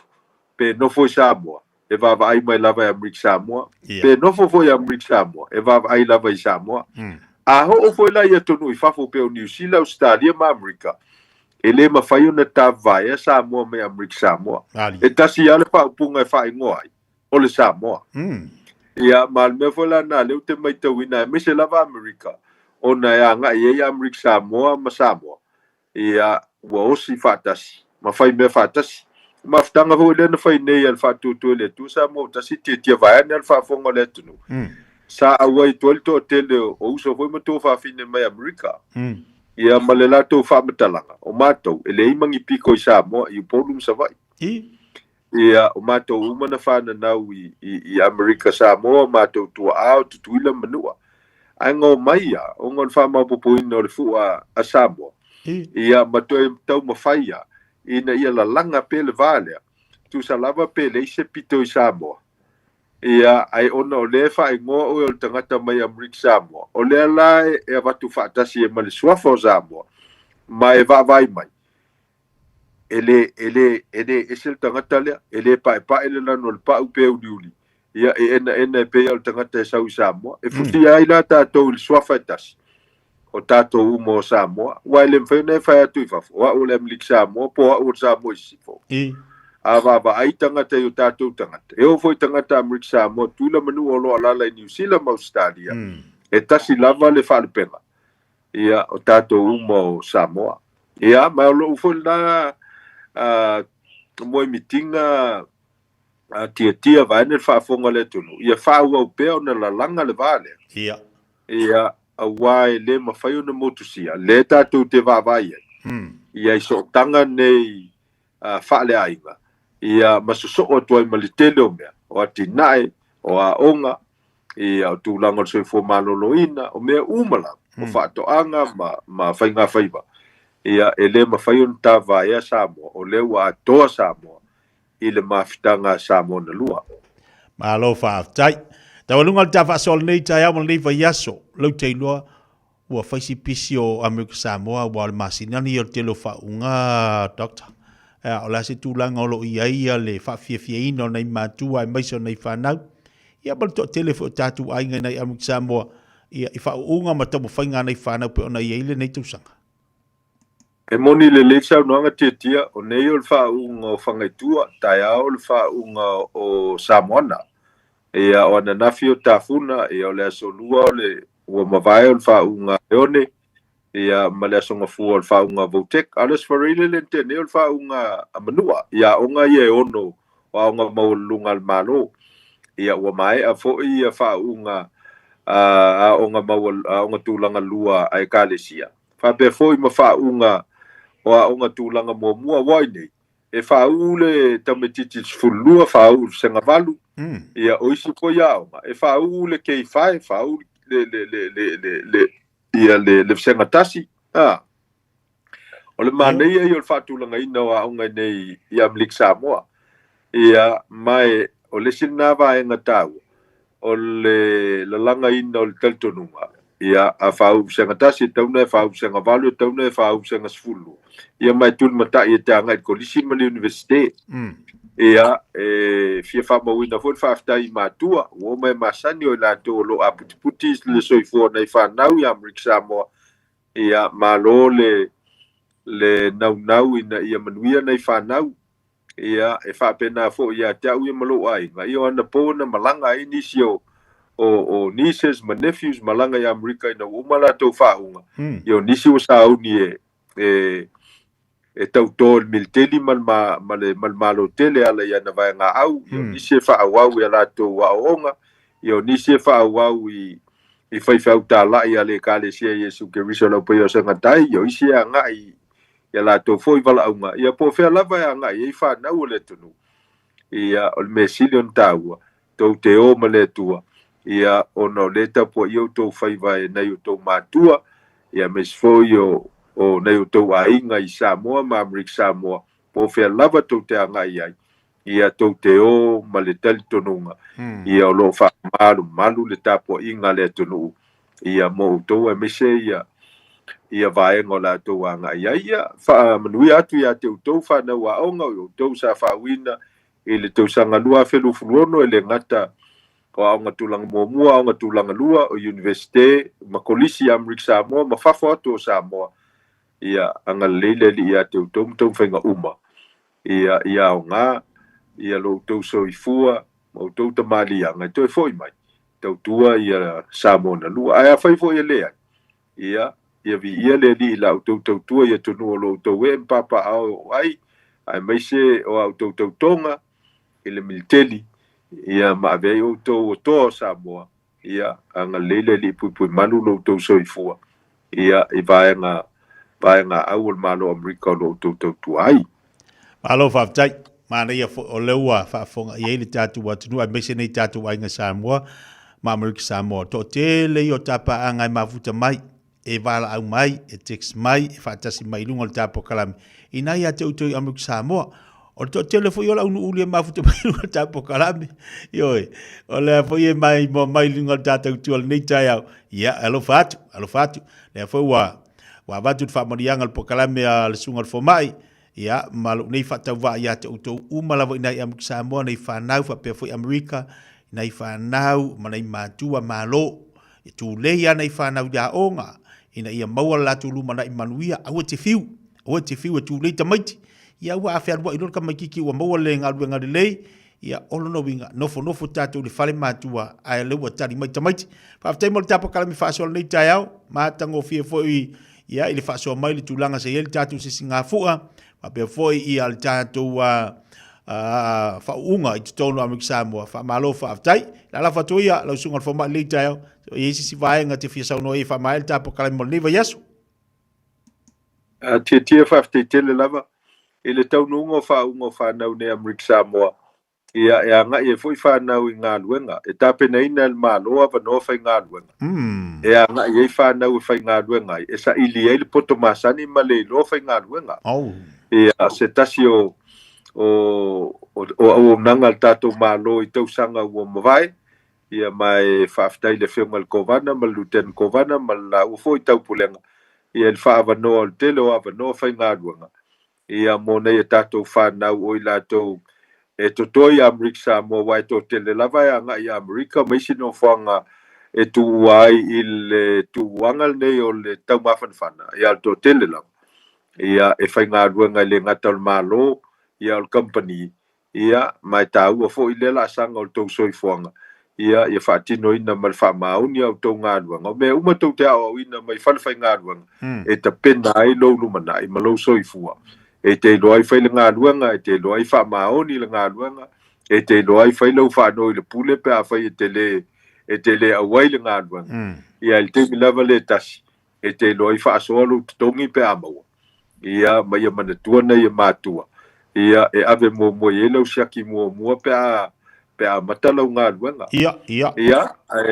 e ta ua foi na polo kalama tia mo nei matu whanau ma tupulanga lalovawa ia talo sia ia e tu mau pele a lolofo matua nei o whanau nei matua ia a whai e tolu masina le polo kalama ia lona winga e ono siaki maua wa te dua va so matong ia ave ma le tupele na ma siaki le na yo matu e fa so menga me le sia okupe ia ai nga foi lo walu tala lo siaki ia ona e te filisa no ia ave nga singa kupe la kiki foi ma matu ia ai talo sia ia lo tu maula lo fa ma ni fa na ne yo lanto matu ia ma faye ona avele le seleni ia anga lele li so fo nei va nau pui manu no la to wola ia fa te tele tia molta plo kalama ia e ngo fia lava I se mete fina ngalo ia ta te fa so il plo kalama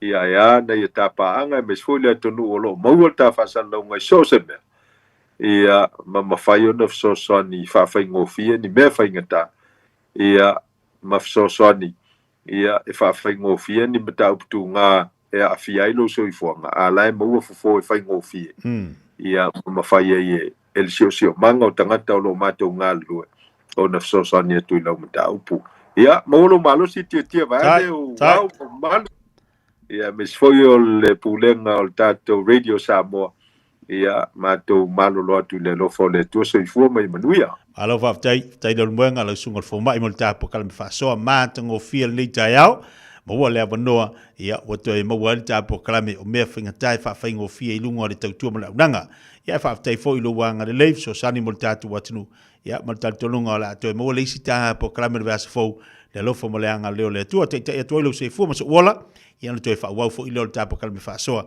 ai manuia te lo faiva mo tiute ia nga le fo i le tua ia oi mo le ainga wa tiute ma faiva pe on na nga rue tono amik Samoa ya bese fo nga rue nga le tua tono e kalesia manuia le yaso lo sunga fa mai pau alofa tu moe so i fo mai manuia ia so i fo ia tai bale wati le ua to e ono minuto na ta le o le tu las malua ana ya Oli ba mai le sunga fo mai wa le sa a wild tatu si Singapore. Ya patasi ai maniso po calamity on America Samoa le o fanga solo ai I fa unga nei fanau. Ya le o pisi fo ila la to America Samoa ai fa tai mo le lau ma tango fie fa so mai lunga tatu po calamity. Ona awada tula polo kalame le leimo o ia so taitasi ona o le langolango malo si le fale maliu a se alo le atunu o ese tatupu funeral directors I Manukau City. Po kalame le leimo oe talo fala.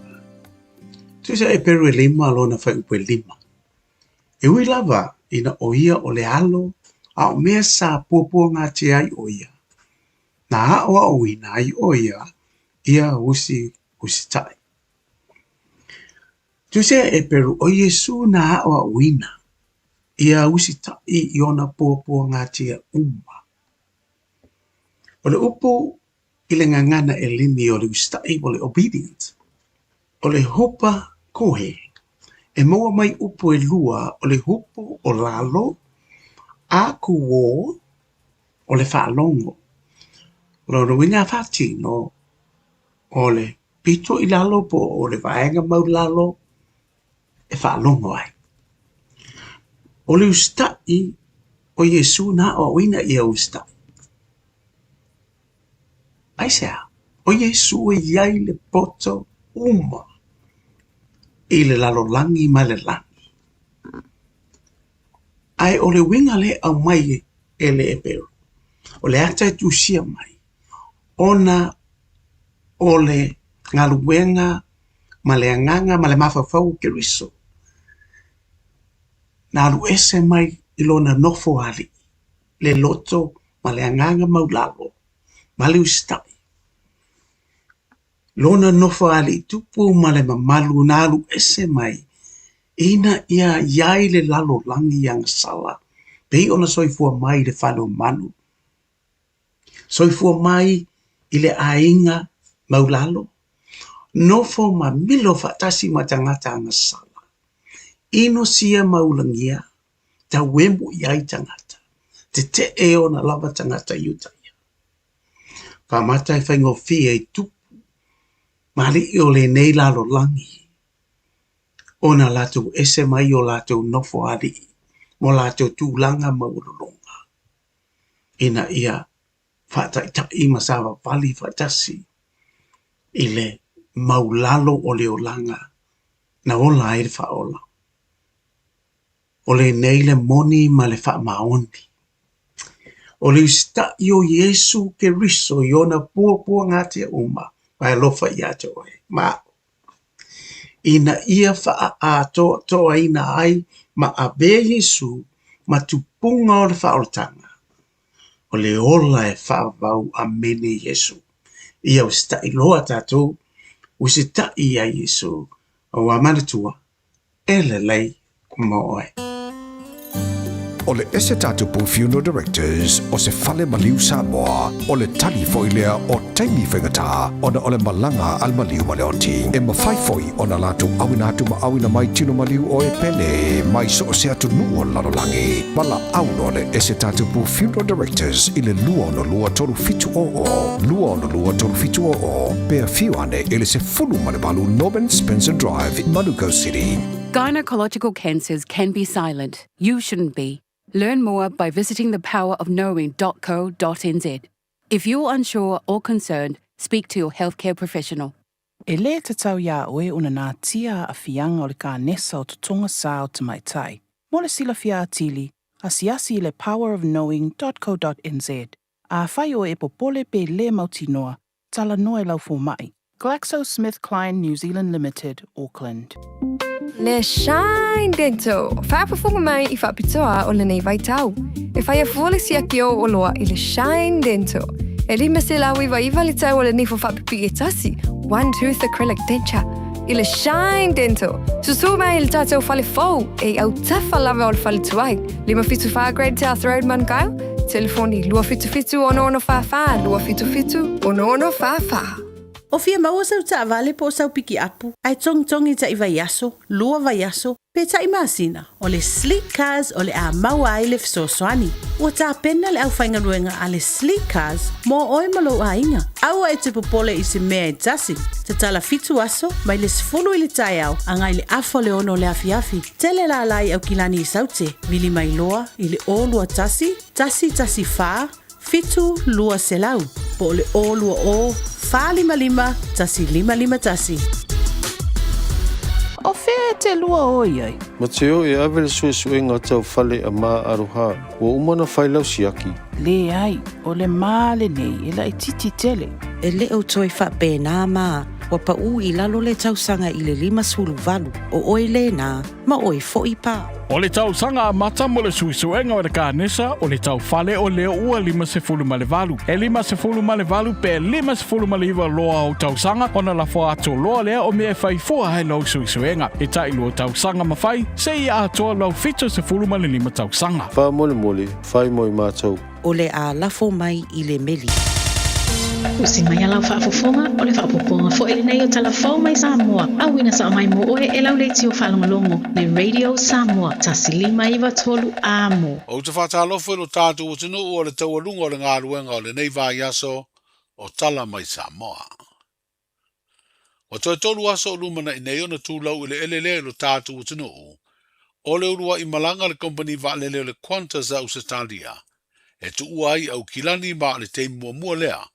O atu sa o mai I Samoa mai New Zealand, se malanga lea company va le tere le Pasifika ma le rolangi, ma le atau vai ma le company va le New Zealand, o lo tautua to tasi le te minei malanga mai au kilani moa pia.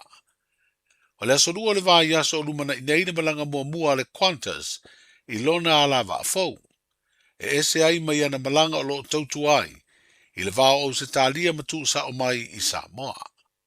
E tolu malanga lea company vaalele mai au kilani, mo le malai vaalele whaavao malo I whaleolo I le vāiaso. O asolua, o asatofi, ma asotonai. Au tuli mata I aile a matali o malanga le Qantas mai New Zealand, mo Samoa. O le ua whaeloa I se li ponti, le whaeloa ai e le tasio company vaalele Australia, le Virgin Australia. O le whaamuta o na malanga ngai mai I Samoa I le o ngā tonu. O le masino o kuso o le tausanga nei. O se li poti le vanga whaasara lau o le Memada Pacific, o lo ta wai ua mafua lea whaai unga lea company vaalele, o no tūlanga si tia o le tau o sua uma pensini, ma ua whainga tai o na whaa wau lea tautua, o no fua fuanga mamao a le Virgin Australia. I le lua sifuru o tausanga, talu o na talia ma avea Samoa ma se tasi o tinu, e langolango ina le whenga inga whaavao malo, mo le pui o aia te tau o tangata iai a fianga tu maua le soifua. O te le sao le malo Samoa, I le tau sisia o aia inga o le whenga inga e peo na whailo ai, e le whaatonu o le whalaptonga o le nuanua le lofa, o se au nanga tu ma o tiro tātu o tinu, o lo whenga ima por kalame mo le ati na o tangata iai a fianga tu mau.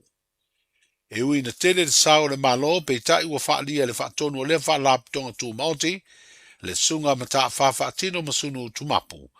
O loi e pēr le manao mianga i le whaale le ia tili, o le langolango Samoa i le whaamariaina, o ai e ingo le whenga inga whaavao malo, o lo pui pui ai te tau tangata, e iai a fianga tu maua soifua. O lo iei nei le ai o New York i Amerika le whaatonu o le nuanua o le alofa, mo le phone tanga malo au whaatasi, mo atunu o lo avea masui o lea whenga inga, le ana whaamanu e ina le sunga i amata whawhatino, i le filifilinga o sui mo le komitia malo au whaatasi, e mata i tuina ai a te tau o tangata, e iai a fianga tu maua soifua. Ma sa maua ai se avanoa, e fesiringi ai se whaataluanga i awala, o feso o tainga whaatekonolosi. O le ala le fuafuanga i le avea i o e masui o le komitil nei, o atonu ngā luenga ma tiu te tau ave. O matawhai oi tu pito al komitili ni, o le ilo ina o ripoti e tu ina mai ma loi wa avea mpa anga le whianga inga. I lato ngā luenga o lo whaatino i lalo le whianga inga mo i lato i a whianga tu mauri soifua. Ia ele ngata ina ilo ia report o lo tu ina mai malo ai fa pina fo yo no la tu ilo ina ia report o lo tu ina mai fa la tonga tu ma oti pe yo le no le lo fa ile tato atu no ia fa tau lava inga loenga o lo fa tino ia po afo ia no lo ia inga luenga le malo la pala to lo fa tino mo tate ia fianga tu ma la le fianga ni ele ngata na o le isia na ngā ruenga. Ia o le ilo matu ina mai whautuanga i malo ina i a whalelea la tō ngā ruenga i lalo vaenga ta i tasolwhianga inga. Ia mawhaatino fwoi ia me ta o general comments ia po o la tō whautuanga i tu ina atu i malo ta i tasio o lo o whaapea ona avea ma pa anga tō tino o le whianga inga. Ina ia mawhai ona whai mata i ala i le whaatino ina o ngā luenga, ia o le a o tau ina o tangata, ina ia malama i le whianga inga, i le ngata i tangata ia ia a whianga tū maura soifua le olo patino ia. Ia e whapena fwoi ona whaimata i ala i a o tau ina o mta ngā luenga le malo, o isi whaalapo tutonga tū ma oti ia mapa anga fwoi mai whafolo ia lato so tanga i tangata ia a whianga tū maura soifua ma lato ngā luenga. O le ale tāua o le iei o Samoa i tonu o le komitili nei? O te iloa o le tāua mua lawa. O no i tātou o le paanga tō tino o le whianga inga ni mo tātou e a whianga tū maura soifua. O le isi vaenga. Ia o le ulua i taimile nei wai ai ia ni tama i atu nuu o le Pasifika i tutupo o Small Island Developing States i tutonu o le komitili nei. Pe ona iai ia lo tangata ia ma le sui o Palau mai pe ia o le na malo le wa Australia talu mai lava ona whaawai le whianginga nei lewa luas furu tausanga o le tausanga nei lewa whaamanatu ina whaatasi ai le whia i le whonutanga le nei lo whaatino i le vaiasoli nei ia ma le luas furu tausanga talu o na whaawai le whianginga ia mai le luas furu tausanga na i le iai lava ia se tangata o le Pasifika o atunu ula iti o whapea ona o fiatu iai le komiti. Ia o maleta olo na tūlu. Ia o lama whai e fo i ona awa o tato atunu ia olo o tu ina ture poti i le komiti le nei mo le ilo ina. Ia ai ele o iesi tato sui o rono winga. Ia o le au mai e la tau ia whautuanga mai no i longa e fuanga i miele o rato sila ia i lunga o pepa ai le o mawhai ono rato mawasina malama anga ati po le ato nulawa le reality o Pasifika rato e mai se lava o atunu i oro o ta o atunu laiti o le ase tu langa o iei Samoa le temil nei lalo le whiangainga nei o ai ati tau mo e iei a whianga tu maua le soifua o le lei le tātou tūlanga le tau aveina o ai ainga o le whengainga i le tūlanga i le whaamali eina o mana onga o le whengainga. o le suranga lo ia ile taimini ia wa te le lava le anga i lunga o le tulanga tau i le commitment al malo i le whaatawa ino tangata ia ia awhianga tu mau le soifua i vaenga ese o le soifuanga mati na e pēr whatustusa ia i le luas fultausanga o mawai ia ai i nā whaatinonga ia o te le fo inga ruenga i te tau ana whaatino ina ia mautinoa ia o ngā tasia tatou ngā ruenga o tu i te tono o tatou tustusinga po a tatou whamataranga ia ma whaatinonga o a tatou whaia mō tangata ia awhianga tū mau e tele lawa awa noa mo le whaalelei o le anga i lunga ia ma o te loa fui o le avea ai o le tatou sui masi sui o le komitili ni le ngata o le a fesosoani i isi atunu o le Pasifika le olo o ele i tu ina tu lawa i tutonu ala to reporti o le whaatinonga o le whiangainga lini ia da fesosoani fo ia le malama le amawa mai ai i le whaatinoina o tātou lawa la asanga mo le ausia ina o mo o mianga lau tele o le whiangainga Le talanoanga ma le whaatono le nuanua o le alofa ua vea nei masui o le komitia malo o whaatasi e mata i tuina ia te tau tangata iai a fianga tu mau. Le sunga mata whawhaatino masunu tu mapu. O le whontanga i New York i Amerika, o lo teita iai le usunga whono a Samoa, ele min stam tanga luengo tina mata mai tai, a tina e o fio anga maanga feso tai. Le fionga moe wha ua Julius a kuita funai. O Samoa ma le atunu o Palau, o le teimu mua le ua filifili aini o na sui, i le komiti o malo o whaatasi, e mata i tuina ia te tau tangata iai a fianga tu mau o le soifua.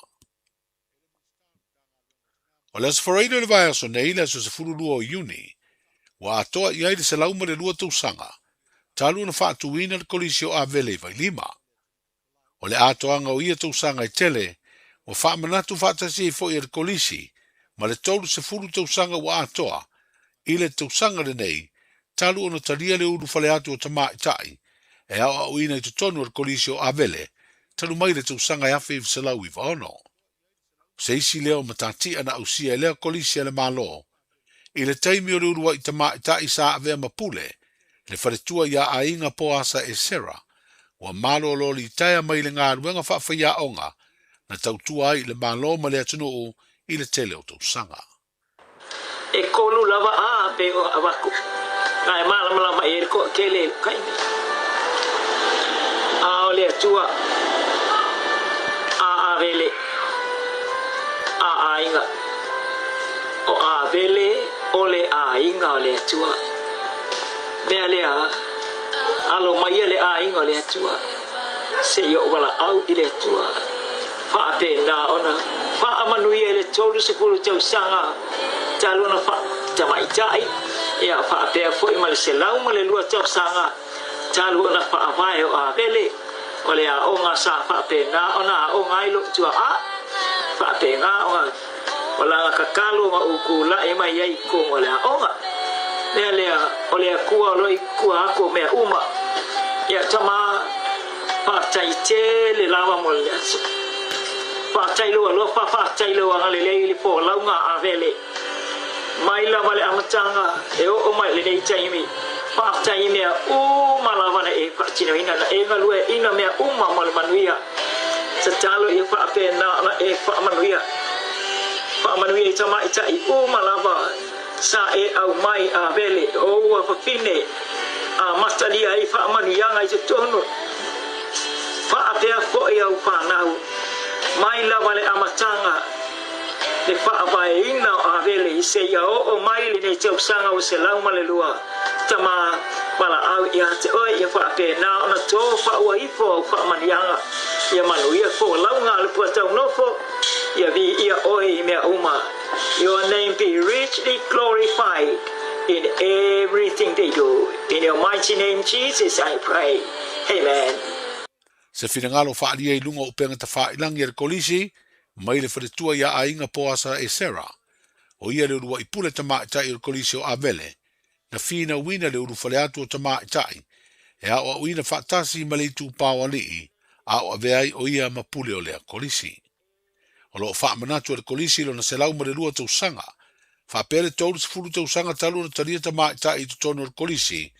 E ala i se porkalame ua wha ingoa ina o le olo a manu o palolo mua. O lo wha tino ai le porkalame ua au pe au tu i le fesili po se a se mea ua uina le kolisi mo alo ma whanau o Samoa. O le asau no ai foi le urua i pule ta mai tai. Wha pere urua i ta mai tai a onga sa avea ma ta iulu po le head curl. O le lau mua le kolisi o lo wha solo ai lea porkalame. O whailo le au masia Samoa i ta longa malo le tau pulenga, o le awhaia le ai o klasiko i Skotilani Peretania i le masina fowo i ulai. Mo wa whailo ai fo i masuia le au ta alo le tunuu o le a tau veina le fua Samoa i le sauninga i te talaia ta longa whaavao malo. O le tamaita ia Uniara si paia, mo le ali o sanele mao, i le au ta alo mai le ta longa si ua me mafa, o le atau veina le tanga vai o Samoa. O le sui o le au masi i tālonga a Feleti, o ia leo le a ave fua mo le sauninga, e tāpuni ai ia tālonga. Ai o le au malanga a toa au fia le au tā alo e toa luas futasi, ma i lātou o whaia onga ma le pūlenga, e fās furu ma le whā. E lima tālonga le atau sinio ai Samoa, o le tālonga a Feleti, tālonga si ua me mafa, tālonga o le au, ta'alonga le tiudo va pele ta'alonga fai pele. O le whaalawi lo ino le au ta'alo le tunu na whaelo ai le Palestine. O le whaalaptonga o ta'alonga Samoa le Cessnock, le fionga tu au Pepe Jerry Woolworth. O se furu toru ta'alonga malo le tau pulenga o tau sinio ai au masi e Samoa. Talu mai le tau sanga e afe se lau fitu wha, na urua i uru whale atuai ia ta'alonga. O pine ua manu malo ai Samoa, talu ia ta'alonga e ono auro, se furu lua siliva, ma se furu ma le tasi pine apa me mea. O lo saufa i nei Samoa e le tūlanga lua se furu ma le tolu, ma i lau fa inga fitu se furu whaua tunuu, o malo le tau pulenga lo tau sinio, ia ta'alonga whaavao malo. O le aso lua se furu tolu e iulai a amatai ia ta'alonga, ma le wha moe mai a, i le aso lua o le masina o au kuso. Manuia le wha ingo le vai aso le tātou putunuu, soifua. Pui pui lo a inga i le tau malulu. Au e te whaatali. Whaatonu nei loa lo tui ar fulu. A whai wono li mau tau sanga pe o vatu. Pe maua o e singa se tu mau. Mai tanga. Po maua fo iso walo i singa se tau manawa. E ma whai o na whai a fua lo tui ar fulu. Tanga ia nei le upenga te whai langi. Book myvaccine.health.nz. E vave tui whai ngō fie. Mo whapesili manisi whamtalanga. Really mai le vaccination helpline. O valu se lau, lua valu, lua iwa, lua ono. O valu se lau, lua valu, lua iwa, lua ono. Po o le fono. O valu se lau, tolu ono ono, ono wha valu. O valu se lau, tolu ono ono, ono wha valu. E sili le poipuia na i lola tonga fitia. Whai nei lola utui ar fulu. Ta lofa lava, o le si ufofonga le nei o Samoa, le Radio Samoa. Lua iwa, lua ono. O valu se lau, lua valu, lua iwa, lua ono. Po o le fono, o valu se lau.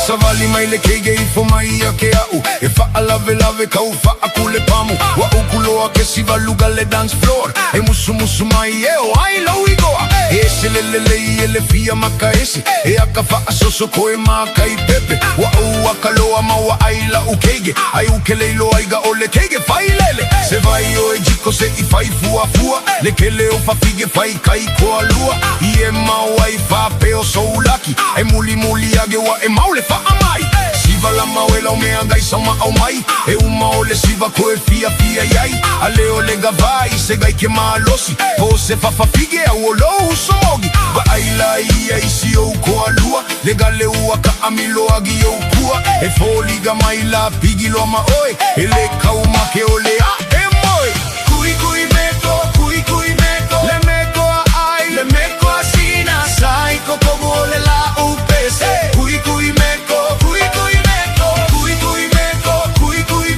le meko a ai le meko a sina sai koko mole la upese se football va du bidu talo tene ia le tula se football do la fa fonga tatu wa tunu le nei ja temeleoli tatu tala mai Samoa pe na yelo na fa sala wina le foi temeleaso on fa boy la mfana je fa fonga ipa tali tula fitu le Fiafia nei ona tawo ngo foi le tau ma danga le fianga ngal mana mo tatu le nei va yaso dem se mai le le tau mo tatu le vas fo ya tali tula bad ile asonga fu le verso fo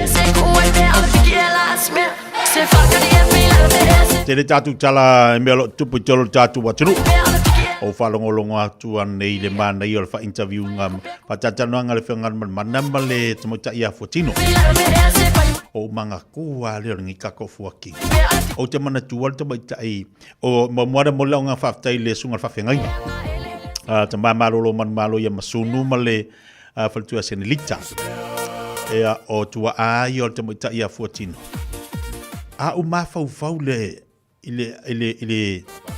ile faingo le falea onga wesiria falea onga lau te loa le o te mina ke le lupu ke fa fu ko e fa falea onga fau ai le kimi ka aka wa maka inga fa le falea onga na oka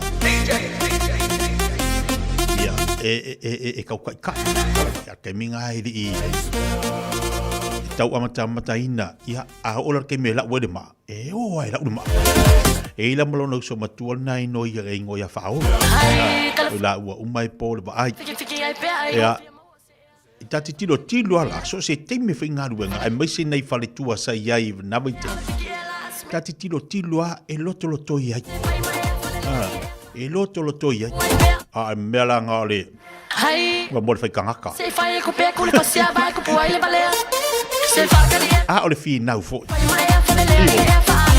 ai fa tai le tua wa o le soifu o tangata lo fa olo na lo wa le fina scholarship mai nei fo ia tu Samoa ma nei fo nga luenga sa ile malo ai mai se ni so company sanga lu ai a le fo wa tu lai mai ia lo no so lai titila ia le fo wa tatu titilo mtatu fa lo oni ta mai te fina e fina tele ai fa tai le loto fo ile ai nei matua ile sunga fa fenga nga wa sunga le ta mama lo man malo ya sa pule a ngal vai te mina I wisiria o se mori va kolu I va fa I va lima yo sa pule a nga ile ya manga due ai I tono ko liso wisiria ya ai sa nga due le ala wa fa manu ya ina ma fa pale ina ni so nga duenga ai ato I tepa I la matanga oka ele fai ngofi alu wale hak fai onga ai fai falo ai ngai vai nga satu pai ke le ola ai falo ngolo mai ni so la join ai satu pai te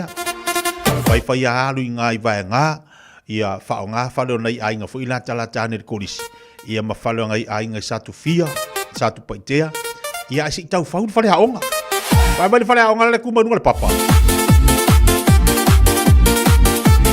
vai ko sida de fala onga o sida nga kuma dunga papa a o tau fai fo ingale malai o ka se ma ale malai ta alo na o sida nga vai temine e pose malai va lima sime ia tau fau o le malai a vai dar kemingi o ka se manga ia le malai o sida nga we o sa wala la ka ko o se vai ngal malai o sida Alo si so o ia fa kingon fa o. E va vetai e foi.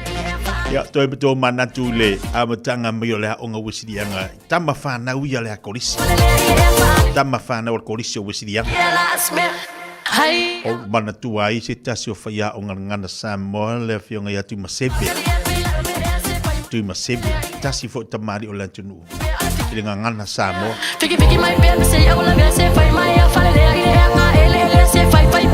ya e fa tai fo ile tua o ana nafi tapenai nei o nei tapenai taiao ya walaki fo ilo kaula vale wa sasa kai kalfaya ongore mele mai le loko ya le waka kamari le ya yo wale le ya la ka mi waka kamari le fo ya lua sibu lua minuto che le jula sima lua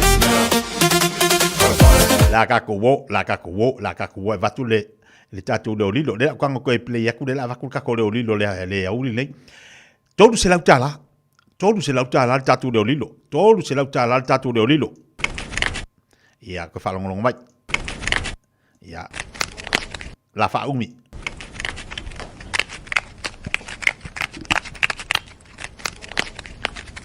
Hi, la fa popo. Fa feololo. La fa umi.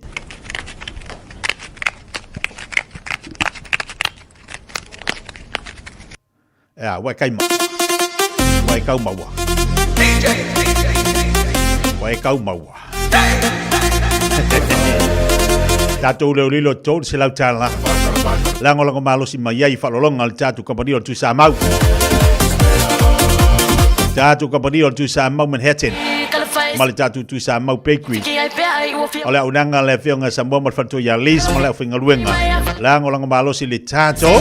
Leo lilo i vaiaso tektasi. Ya la wa me ya le ko se la kala. Hai ala kala le se fai ko pe ko le fasia vai ko poi le bale. Ya wa kai maua. Ele va ve kala ka ko lenga. Le la ka ngo kongia ku le ka singa ka pu fo ile. Ai ka ngo oi. E fa va amar ka ma ya ka lenga. O le winga la utala fo ki ka ngo fa amai. Ki ka ngo ia sa o lo la maki. O le wolo le fali. O le wolo le fali. O le ale meanga e kupu le wolo le fali. Hai, a ola ukala le ke leilo ase mea le ua ka pea piki mai pea. Piki mai pea se ia. Le ua vaku le haka whaka o kore mea. O le wolo le fali. O le ale meanga e kupu le wolo le fali. E nei va me kakarasi i afar se fururua. A foi la ko mai ke au e. Piki mai pe. Fa vive si mai lo ka ma fa fo ri kausu sa kalana.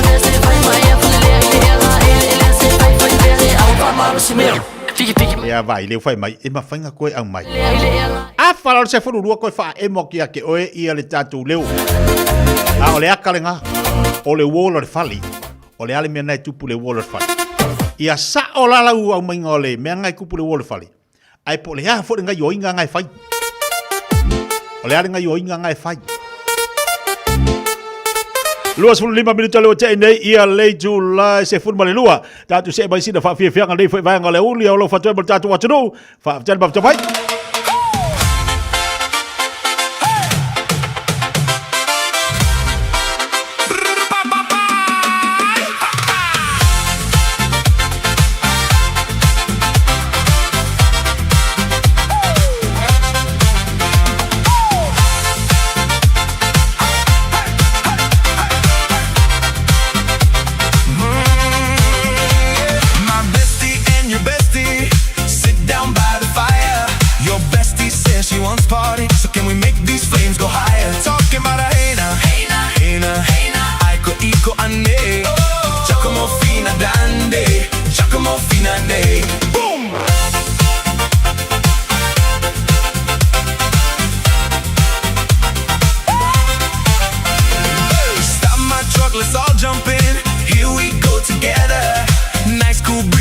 Palm trees, I tell you life don't get no better. Talking about a hey now, hey now, Aiko iko ane, Giacomo fina dande, Giacomo fina ne.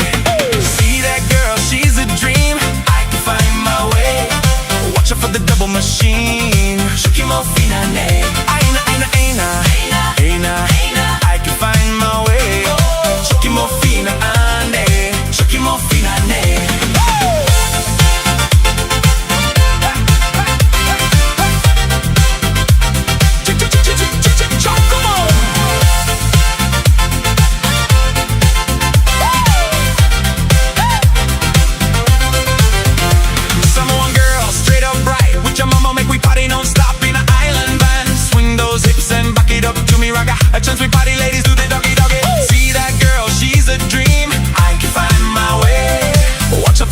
machine. Chucky mo finale. Aina, aina, aina, aina, aina. I can find my way. Chucky mo finale. Chucky mo finale. Speakers pumping, people jumping. We're jamming the island way. Oh, I'm moving, moving on me and my oh. So we gotta go. We're having fun on fire.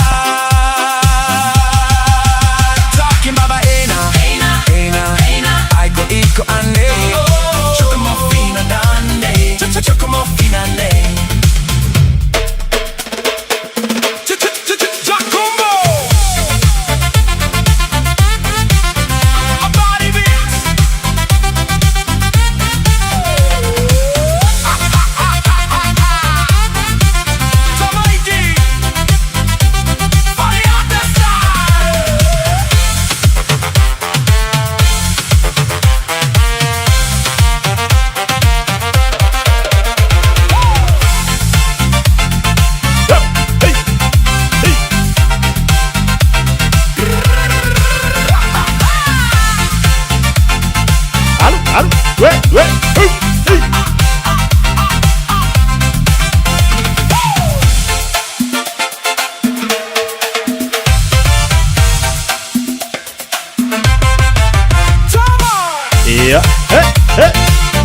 Ayoi, ร็วๆนี้ลงวันวับ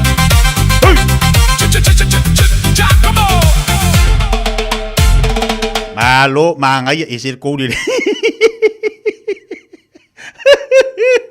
ไอ้เจ้ามันเมียvai láมันก็เกิดฟงโอ้ยจนฟิตตาสินี่มาจนเอาว่าลาว่าเก็บฟ้าบ่มันก็เช็คสิมาเก็บว่ากูสาวคันบ่อยโลแล้วอะไรฟูกูไฟไม่ฟ้าบ่ได้พอได้หากันแล้วลักกูได้กะโกเร็วแล้วลักฟ้าเฟโลโลฟ้าอุมิ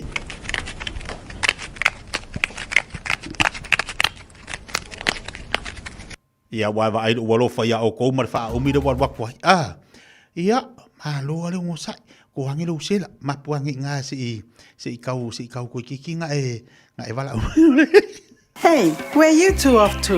We're going to go drop off Neniaroha's bus screening test. Have you done yours? No, this Nena is too young. What anymore, Nena? The age has just come down. That's you and Papa too. The starting age for the National Bowel Screening Program is now 58. When you turn 58 or 59, you'll be sent a free bowel screening kit every 2 years until you turn 75. Please vote for us. It will come in the mail. You've got ambition, goals, things you want to build. We back you in making them real. With teaching that's hands-on and personal. And lecturers who know your name and push you to be your best. With support that understands your journey and backs your next step. A campus where your culture matters and where we stand with you. You bring the drive, we back you with everything you need to succeed. At Unitech, we back you. Apply now at unitech.ac.nz. Omo mia ni ngaluenga fai ilo fali. O le living space o lau company if so soani ilu fale leo maota malawa. Ama na umia se pa pui pui, carport, canopy, be fa folo heat pump, fai sau dick, fa ka peta lo fale. Fab so ta imai ile living space. Fai a 4 quotes, maula if so soani ile finance, ele aise deposit. Vili mai lo le living space, ile o valu selau, lima faono, fa valu fa, o valu selau, lima faono, fa valu fa. Le Shine Dental. Whaapafunga mai I whaapitoa o le nei vai tau. E whai a fuole si aki o loa I le Shine Dental. E lima se lau iwa iwa li tau o le nifo whaapipi e tasi. One tooth acrylic denture. I le Shine Dental. Susu mai I le tātou whale fau. E au tafa lava o le whale tuai. Lima fitu wha Great South Road Mankau. Telefoni lua fitu fitu ono ono wha wha. Lua fitu fitu ono ono wha wha.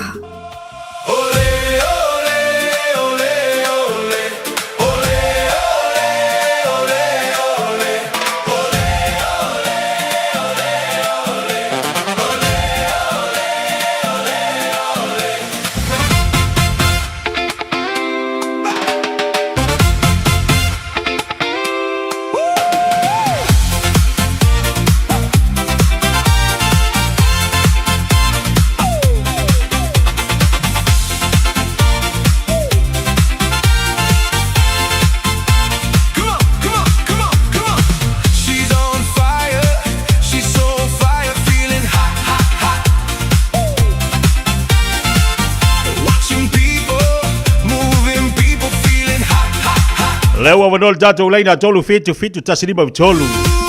Tolu fitu tasiliba vitolu tatou leo lilo. Ole wolo le fale. Ole ale menga kupu le wolo le fale. Lolo winga ia sao le au mainga ole nga yoinga le fale wolo le fale.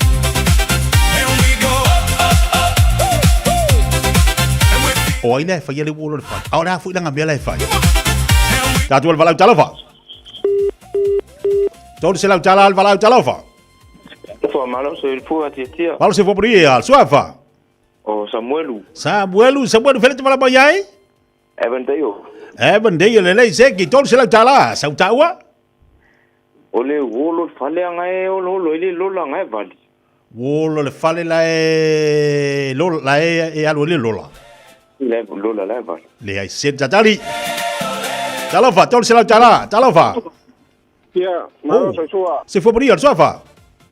Aleni. What? Aleni fele te malama Aleni? Silvateio. Ovia? Silvateio le mana ya brother. La lau tali. Wol pe panga so sai. Ole wolo le fale, ole wol pe pa le fale le sai. Si. Le ai sel tatu tali, tatu wolo no leina talofa. Talofa? Ole wolo le fale. Ia? Na sa fa pipi ia ka no ka fo uma ese mo te mo menga pipi ia de wolo le fale. Ole wolo le fale nga sa fa pi ia tanga ko fo ese. Yo no ka kala ese mo ka fo ese mo pipi ke le menga o te mo. Le ai sel tatu tali. Talofa. Alo te fo. E fo mo langi malo sunga. Seki fele sa tabalau. Ola ke vala kurunga le maunga. Ia, okay. O fele maunga i karameli po o maunga i kile poa. Il maunga le i dalo anga i mission fai. Wai o siti le baga ia. O la tatari. Te memele le tot fa funga ngai ke kango funga le ke ngumi funga le. Pe funga le pese wo pe funga le kau. Pese le pa ole ngumi. Ia. Le ai sel tatu tari brother fa tai malo final talofa. Malo so fua ke kia. Se fo poria, o mai o toina. Ia, kwa manguvia fa ka ngai papakura. Seki. Se tamu fai be papakura? Ia, ke longa ki me funga lo sang pepa. Ia? Le vakule me ole la au fole ko sang pepa e olo foi le. Le kai pe al sangingo sang pepa i meu. Me funga ia me sa pake ai le wol. Olenga. Le vaku oloi.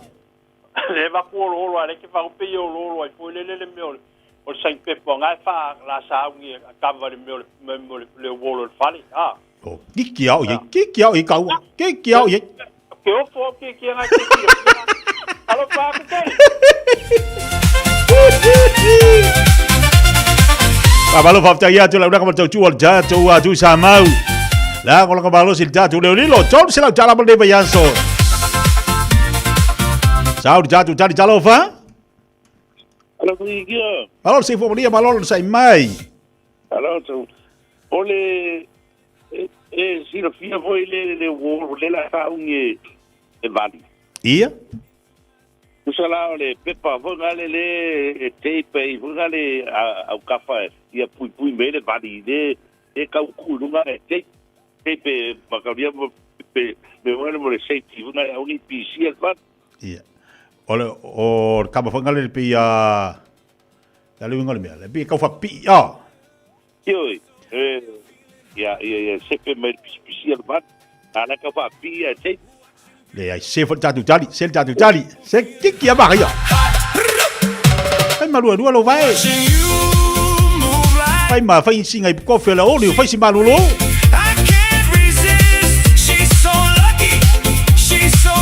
se le sta to le na talofa. Malo o mai. Ya, le ai mang dia fatai. Seki. Le o fele te fala mai ai. O i chiai, mongo chiai. O yo chiai, o kai le fi de korengi. Le o la lau kari. Ore kana fai le plasta ole wu. Ole? Ngai plasta le wu. Le plasta le wu. Usa lai pi e kava fu le wole. Ola fu ngol me nga kava le wole. Ole pe se ole la funga de tango au i fole be ole prasa pe si ba funga de pa ye le o se pu ole pale funga de ngari anga ya ngala tango kaka plasta funga de vai fole e lori ya ngai ke le ro vari pa ya ngai e lori de oli usa le sa po gisa o me kau foi fale a Saka kongi vai She's sweet I can't resist Sel jadu tadi talafa Aja bom dia. Malo se foi o mai o uso. Vamos ia vai ole para ficar ia vai congelar. Ole agora. Ia, se sau. Ole spray vai como. Ia, spray vai como fanga de wall. Ole spray de fanga de wall. Ia, le wallpaper, vai. Ola fe de kali inga manga ia pe anga kausa ola ia. Tebele wati lo jo luas fulu 2 minuta jalo tulai tasi. Seki malista tu valau jalofa. Jalofa. Malo se foi o mai lo uli. Ia, ole mangai ia le uli ai de sikirella. Ja. E seki de uli, ngale ai de susulu tele mai de la. O ngai seki de uli ai de susulu de la. Ia, ola laukari. Manko foi ole volo le fale, ole pipi e bo meu palaka vai e palaka e waia. Wala le palaka nga ngai kau fa kulanga le le sulu ko mo multiplac no se kau fa sa le le sulu le waia. Ia. Le multiplac fanga le fa ia makasulu ia waia le wifi no waia fa pe ngai kau sulu ko le palaka. Kiki a kau ye ka ua la pepe. Mangel tau fai. Ala me le fa fai ua no ko. Ala batu.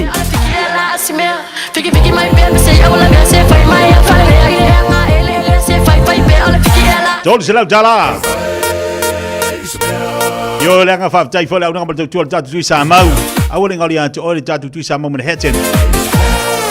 Tatu fale le o tele na fa tonu ina ni so fa mo nga fuanga. E kalesia ainga ai mai se ni so fala tonga e te tau le alu se fale ma o mai tonu ya la tonu ma tau pe ne tatu fa ai le fa no file mo tatu wa no pata se fo ile mo tatu wa au nga sese o ye tatu au nga sese ina tau maftanga lo winga pa wa me tongi lo tupe ma o mai o tau maftanga fo e o ke un fali ma o mo tatu tu sa mau a solo vai aso e te mawal tatu tu sa mau wale malu le tai au nai evandia pata se foi matam maftanga le uli yo ole nga senga le sa pa wale me rola i mama e le lotu au malolo lo kunga sa le te afia tu na fa tau li to na wa umana kuka le matu kuka manaia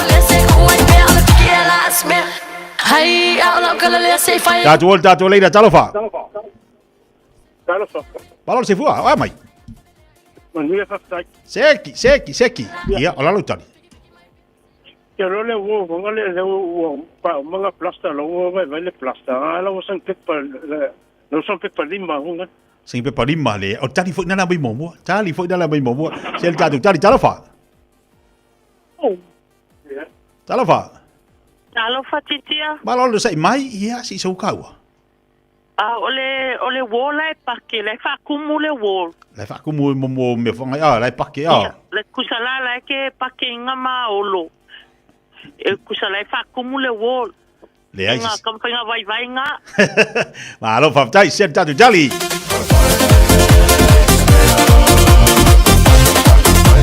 tatu se tatu musika mon le vai ka loli se fu mo le 20 minuta jalo le jula tasi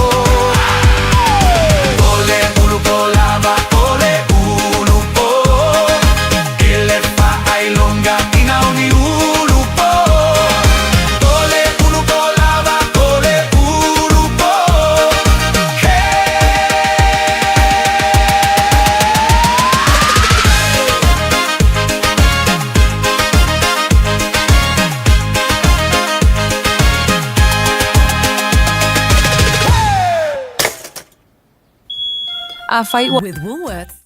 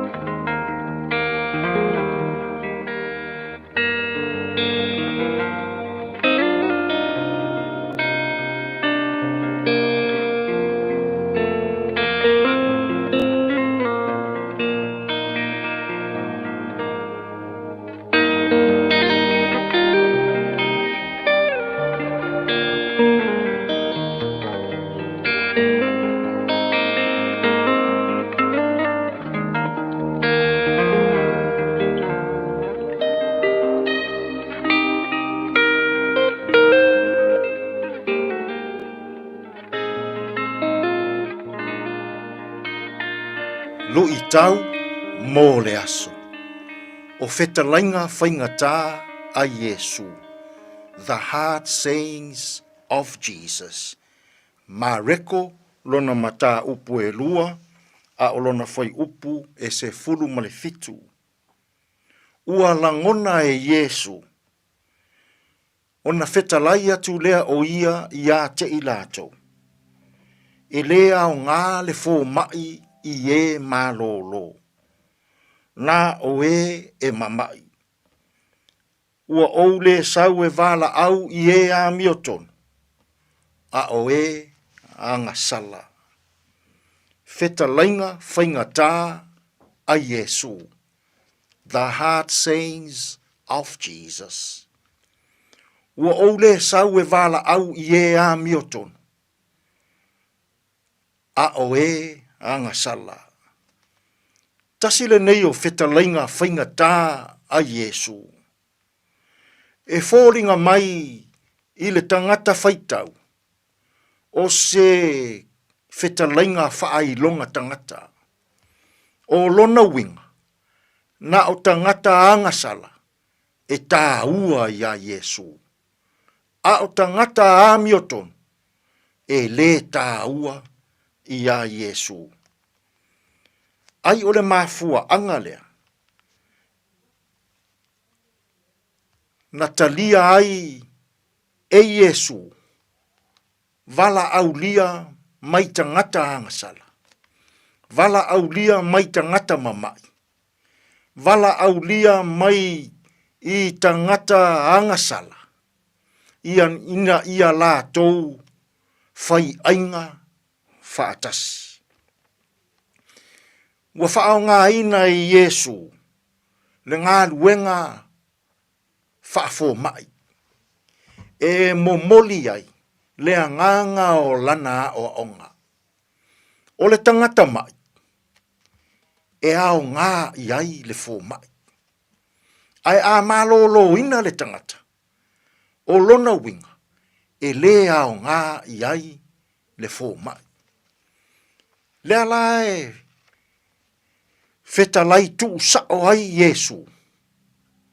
O ia, e ao ngā mō tangata mamai. Na sau e vala au I le tangata angasala. Ina ia whaaola ina, mai le ngase o le angasala. O le tangata angasala. O le tangata mai. O lona ngase o le angasala. Le alae whetalai tu sao ai Yesu. Ua nā o ia le fō mai. Na te whaamālōlōina le tangata angasala. O le tangata angasala. E fia mālōlō mai lona nganga I le whaatinoina o mea leanga. A ua mautinoa nei le whetalainga a Yesu. Ua nā o ia, le fō mai, e whaamālōlō ina le ngase o le angasala. Samoa, o I tātou, o tangata angasala. Nā o Yesu, e whaaola ina ai, o tātou anganga. o lona winga. I le loloto o le whetalainga a Iesu. E lea I lava se tangata soifua. E ami o tonu. O le lalolangi. O se lalolangi anga sala. E mana o Iesu. Ia tātou langona ina le anganga o le loto whawhetai. O lona Fiafia Mai I le lalolangi. O le manu lauti lea o ana fe au maana ngaruenga. Na sau e vala au mo Samoa. Na sau e vala au mo le lalolangi. Na sau e vala au mo tangata angasala. Ina ia whaaola ina ola tauanganga. Mai le ngase o le angasala. O Iesu, o le fo mai sili lea. Na te whaamalolo ina I tātou. Mai le ngase o le angasala. Whetalainga, whainga tā a Iesu. Na o sau e vala au. Mo e angasala. Ina ia whaaola ina. Tātou te tālo. Whawhetai le atua. Ua e au mai I le larolangi. Lou walo pele to atasi. O le fō mai lea. Na te whaamalo ina I mātou uma. Mai le ngase o le angasala. Whesoasoani maia I a mātou whe au mga ruenga o lene iaso. E manu ia ai mea uma. Lou lava suafa Iesu lo mātou walii, ma lo mātou whaola. Ua mātou tatalo atua I nei. Amene. A whai ua mūlau pa anunu, mana tua. Tia ai I le lapisi e la foiai mea ai. Ai le o le pini lapisi mea sani. Langa I le ai masivainga o mea ai mauna lapisi e whaama o maua. Tamaki Turiki, all together, Auckland. O whea te lua oi ai. Ma te o e awele suenga tau whale a mā aroha. Ua umana whailau siaki. Le ai, o le māle nei, e la I titi tele. E le o toi whapena mā, wa pa u I lalo le tausanga I le 5 o oi le nā, ma oi fo'i pā. O le tausanga a mata mo le suisuenga o le kānesa o le tau whale o leo ua 5 E 5 pe 5 loa o tausanga o na lafo ato loa lea o mea whai fua hai lau suisuenga. E tai lua tausanga mawhai, se I atoa lau 5 tausanga. Wha mole, whai moi mātou. O le a lafo mai I le meli. Talofa o waleni o se electrical inspector Samoa, tolsu 5 tausanga o tautua ma o resta reino fo I mole waina o lo mota, falsam fatwhainga luenga, fa peli pe ino vai vela ma o ngā umu. Falau mai lo waleni o le amos electrical I le o lua fitu, lua no tolu ono fitu ono lua, o lua fitu, lua no tolu ono fitu ono lua.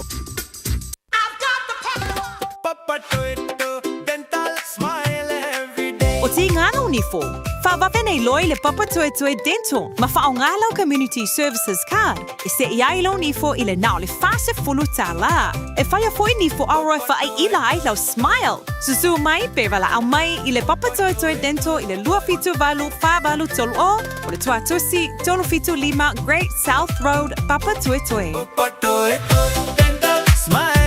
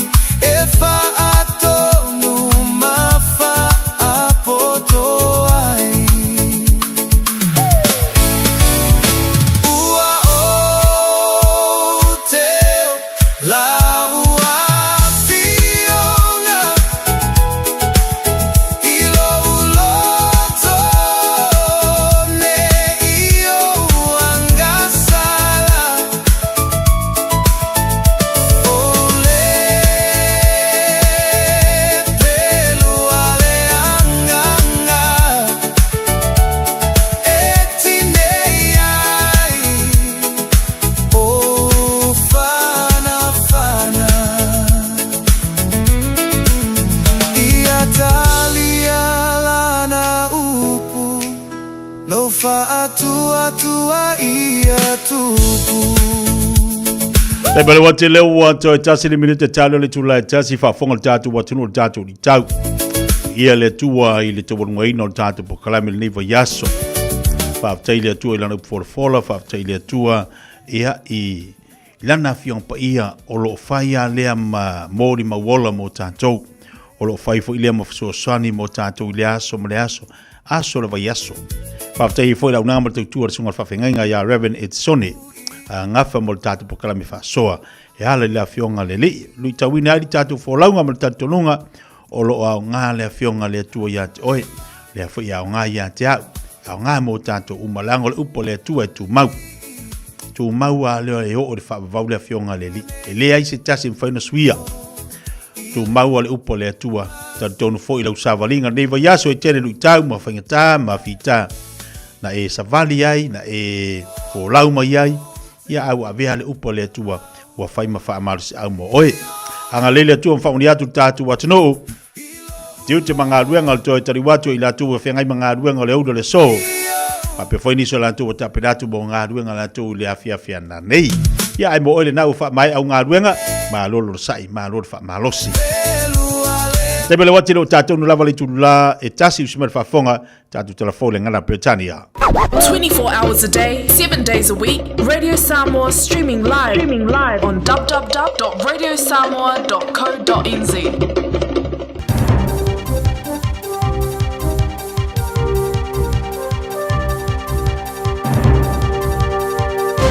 In this update, calls for Pharmac to fund an RSV vaccine as more children are hospitalised. Australia has been funding the injection by Fortis for 2 years, but New Zealand has yet to approve it. More than 1,500 children were admitted with influenza, pneumonia and RSV last year. Asthma and Respiratory Foundation Chief Executive Letitia Harding says strain is not only put on hospitals. There's numerous studies showing that for parents whose children are hospitalised with RSV, a third are taking up to a week off. Many are taking 2 weeks off. So you've got that on-flow.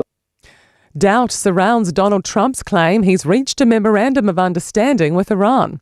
The US president declared they've worked out final points of a deal, aided by mediating countries just hours after threatening to intensify attacks.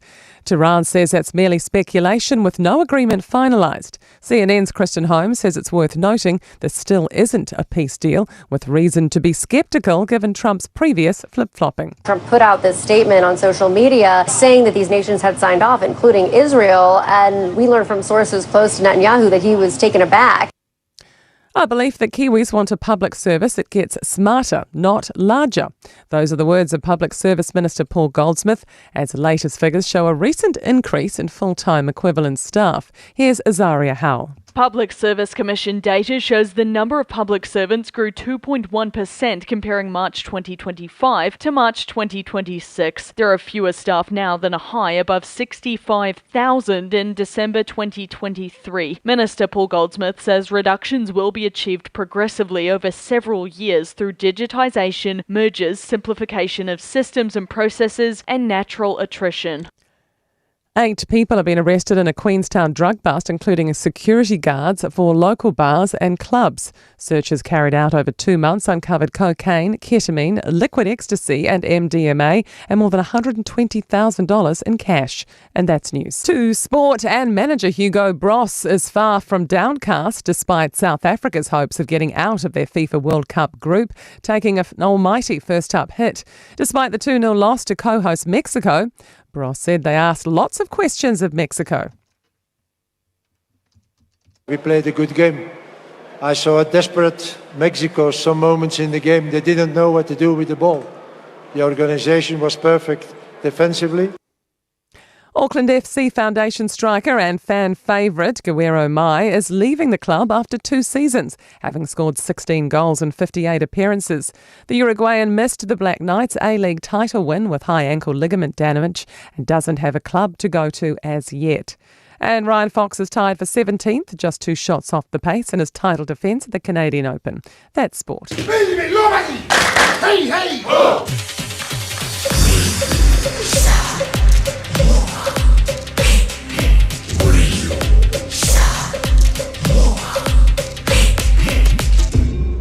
ngoivo tu. Amo.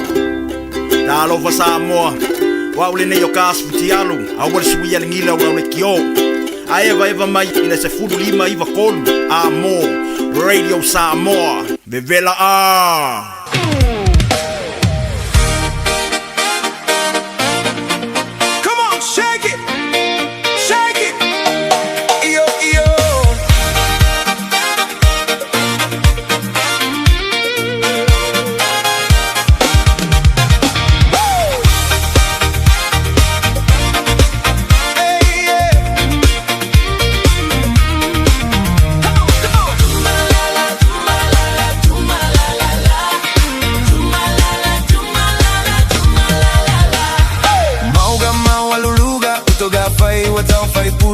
Oloya imale vaieli kaukawele poloka kailuga Suga etate no nofo ile malie osi uloto E wila na e failele ai fai foi si o feololo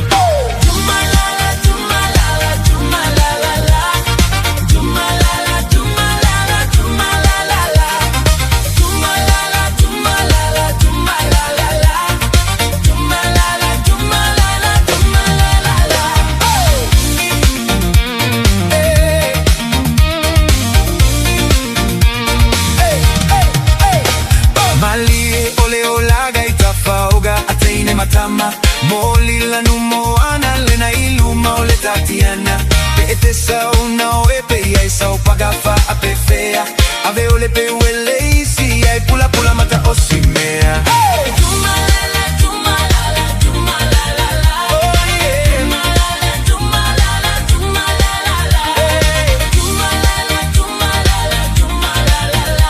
Itu bidu talo jadele tula jasi tatu telefon wavati ya to dengan Britania.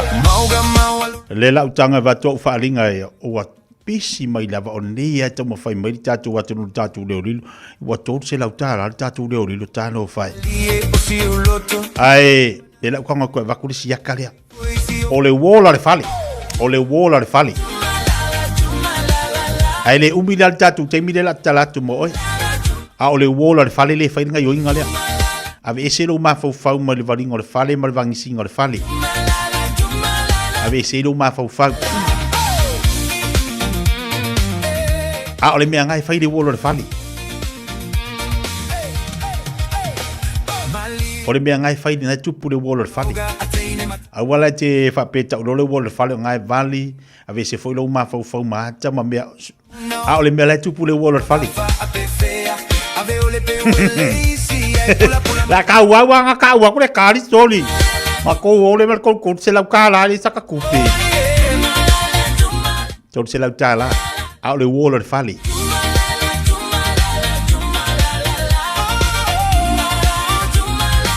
Ave se mai la luma fau mo le nga yo inga fo ilia lai o le vali o le lai pakke de fale o lai a le fale. E se mai nga yo inga. E se mai luma fau mar kamera nga. Ai ole me lai fatino. Ora nga yo inga lai fai o le nga yo inga le fali. Ile wola ile wall. Vai si teine manaya lena e tutu yo autafa. Vai ai talo fafa ai bibi. Ole tatu faringa le nei o sa ili ia so o sa ili se sa mo wainga. Ole enterprise mo group ne manukau. O lau fa ta vale fa mo moina. E tele ta vale matango fie e te filifili ma iai. Tel so sani ala finga luenga mo oi, ma so se ta vale e tala fe ngai mo oi mari ainga. Ea su mai loa le tatu tuatu se le lima ono fitu Great South Road nei manukau, pe asi fo i le upianga te whailangi, ale enterprisecars.co.nz, e te mo ia ina le latu tautua, wala umal telefono le over se lau, lima o lua turfa, po le over se lau lima o lua turfa, oi o le kelfongi a kasi. Le enterprise motor group in Manutau, sa ili iai sau ta vale fili maltoa, o le tali ale na. Christian Savings. O le au nanga e fisosani i le ngā luenga le tua, e ala i le langolango ina o le fausia o whale tāpuai. O maota o whawhengainga, whapea i le whaatau. Toi whaafau o maota o le ngā luenga. Whawsota email i tātou email o le info@christiansavings.co.nz. Po le telefoni o le oiva 5valulua o tolfitu. Oiva 5valulua o tolfitu. Tātou ngālu le whaatasi e whalautele le malo le atua e iai ngā whapitoa.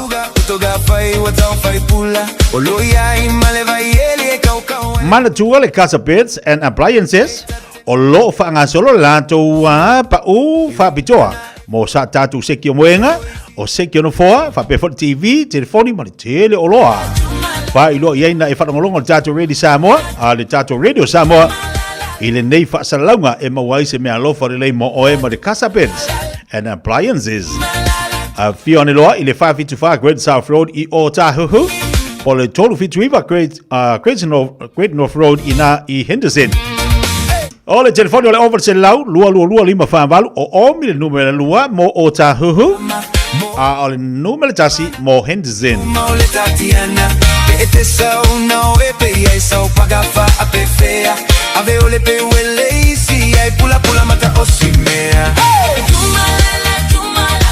E le tali le te vai atu lungo penga te whailangi le taula talata i ai le mawhai no whaongaina. E le tali le taula talata i ai le mawhai no whaongaina. E te wala umari tātu telefoni tolu fit tasi lima tolu. O le wolo le whali.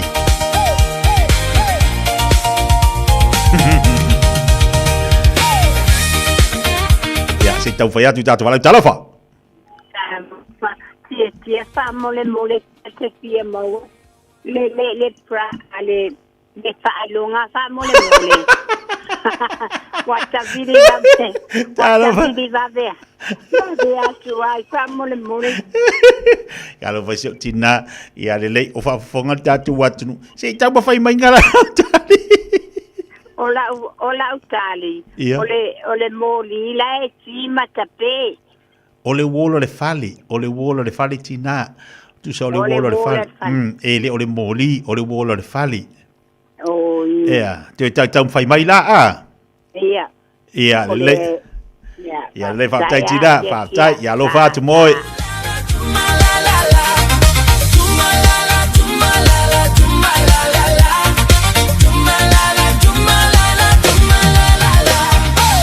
o le wolo le fali talo fa Kalau petisi mana sesuatu, oleh wo paper lai lagu patiti, alai lo langai lungai nai pao Di ai se fo tatu tari, talo fa. Alo ngasing pepa le wolor fale pambur. Ave ese mai ma fo mo sangi pepa, ave ese mai ma le vali, me uma lai fa le wolor fa, ai ole mai tu le wolor fali, ai ele ave ese mai lo ma fo fa. O ia fa maria pro fionga ia. Seki. Korse lau ka laringi. Korse lau ka laringi. Korse lau ka. Fia. Ia baf so fo yake oi. Te afa peke mo ringi korse lau ka laringi. Ole atale na, ole akale ngaso. Pisi ka ko lainga. O ka se pisi.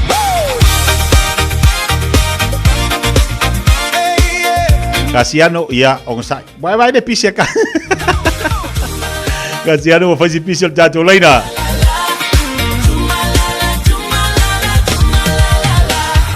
Mauga mawaluluga utoga fai watau fai pula. Oloya imale vai ele kau ele polo kakailuga. Suga etate no nofo ile malie osi uloto. E wilava na e fai lele ai fai foi si o feololo.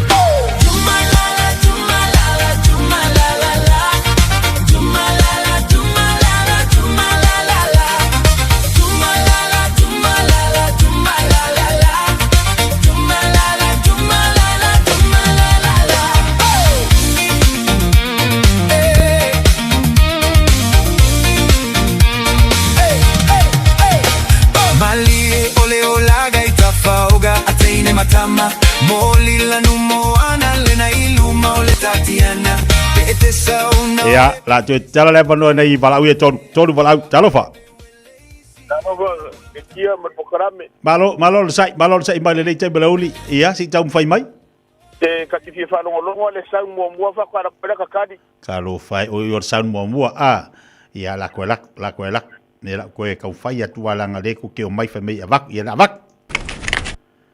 Whawheololo. Whaumi.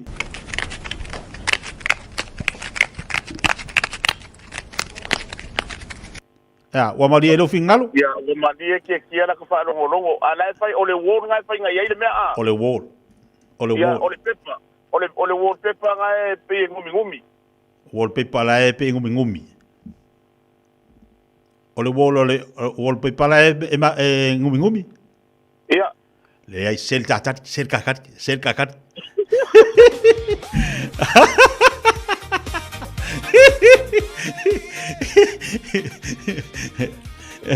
Orngi ko kau ma fo pole alisi.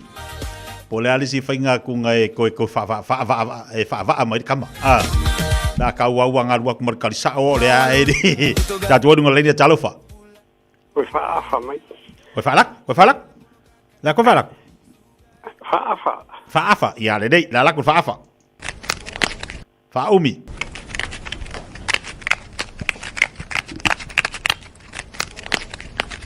Ia wa. Ia. O ngai fe ku ngai solo i runga le mo e kau ki ringi mai ralo ponga le vede la pi de wolo fati. Olea?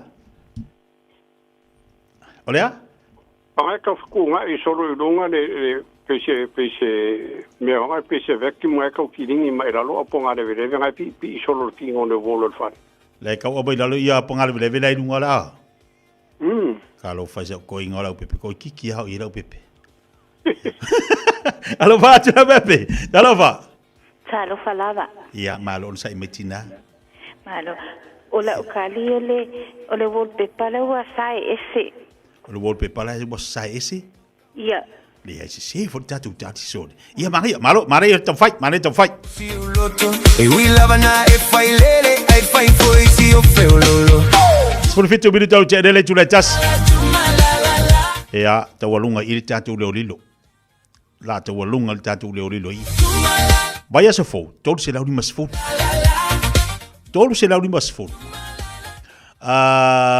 Le vai aso la lea. La ukangolola ia lea e. Ma kwa vari ia kwa la kama. Ma kwa vari ia kwa la ka le wo. Inga ia fa faingo fiero ya. Ale ala ngo konga vakula ka le wo fo ile ka ufa pipi ati. Oi. Le ala wa sang malau fa ile le ka nga vak. Ia le lo maua. Vas foula la ko vari ka kwa. Ku e masinga lau pepa se kasi fo ile ka ka vai lungo le ole ka le vari. Ia nga sa rola ia mal fa ale vas fo. A e maualoa, ngai rulo mari koru se lau mas fu. E alenga, ini ne ia fa me ia ko ilunga makere ia ko ia lau sereng. Ia ai on sa imol niva yaso. No sa imol niva yaso. Ia wale maual tatu le lilo tol se lau tala. Vai aso fo, tol se lau mas fu. A ole nganga ia fa ta ia tatu watunu, fa ta ia te la tau le nda mo mai ia banoa. Ia ma tali fa tatu le lilo na la ko ko ka kala ko ka kola ingal kemingi wo ka va ia lofa ma le to telo ila to o lo anga i mai lungo tatu Facebook ma lungo YouTube yo ila to wa vala au mai yo ila ko wa text ma la ka telefon fa nga ma li tatu lai ya ole nganga na afta ya tatu wa tunu ne ya so ma tatu le lilo wale ma wa tatu le lilo on sa mal vas fo tol se la ni mas fo Tolu se lau ni mas fulta la vas fo. Ya la wo fa yatu, vas fo. La vari dollar kam. Vas fo vari fa le ya ka koaka. Kuako masinga lau pepa inunga. Ya nga kuako fa kongi malau fa va. Ai, mawalo marka ko kusiak. Ya, wa kai mawala. Lili fo ya do vas fo angi ke wa fiki le lak. Ya wa va ku nga seling if so sang ya o tolu se lau ni mas fulu. Pabalo fabalo ruati pa umala wa ngol Facebook mo ngol YouTube. Pole mawa yo ile ma fin ko fa ngang ke fu fa pia mo da ku ala po fa nga mai ka le ba nga ngai o ka kai ya ngo sai fa ten tatu atu manu fa ngol beaso a wolo fa tu mo to umala wa de fa nga loli ia ba to tele la tu lo e vai va mai lungo penga ta fa ilangi pa malo ati ati o to malo la fa malosi tiu te fa nga lu nga lo fa nga ye le nei taimi on le a o Sful malai va venuta tele tulata si le tocciolo vede Samoa su malai tolo amo. Please leave a message and I'll get back to you as soon as possible.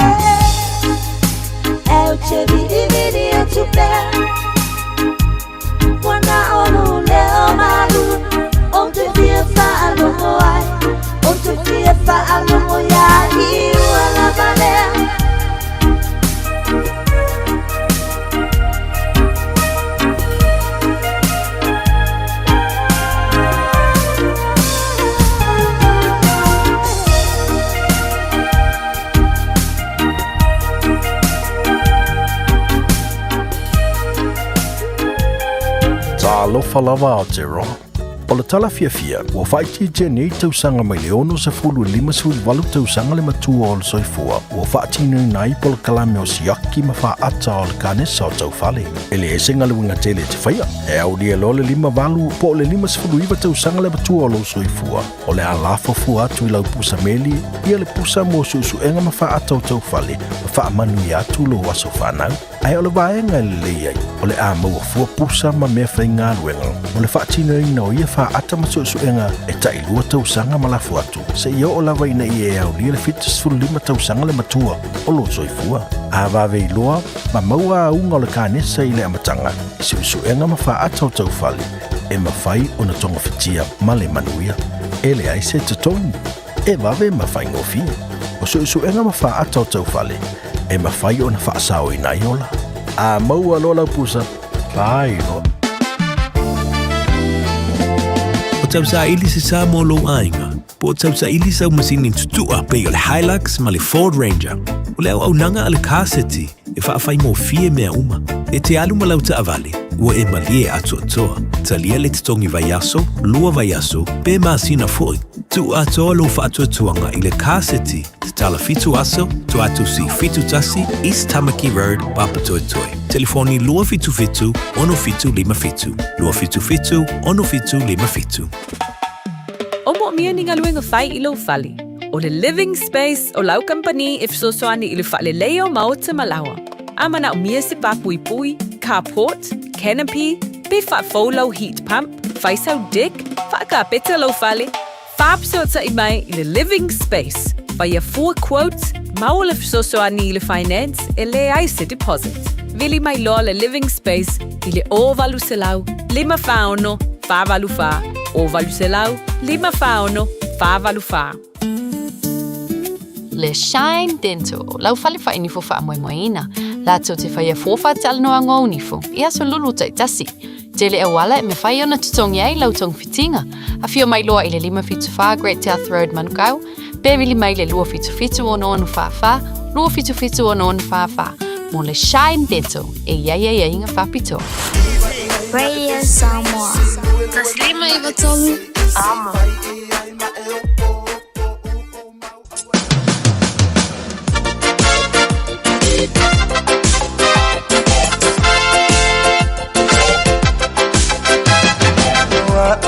Sailing up for lao may basa Yesu sa uwo masa iyo sa upaanga sa ula iya tafa ay ito ay awas nga ito ino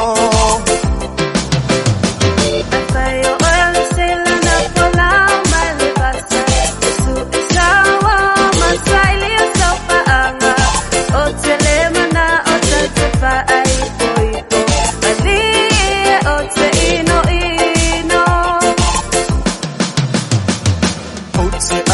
Tua oni mo manitua Fafai umamay Jalo olo umanga Saula iya tafa ay po Ay awas nga ito ino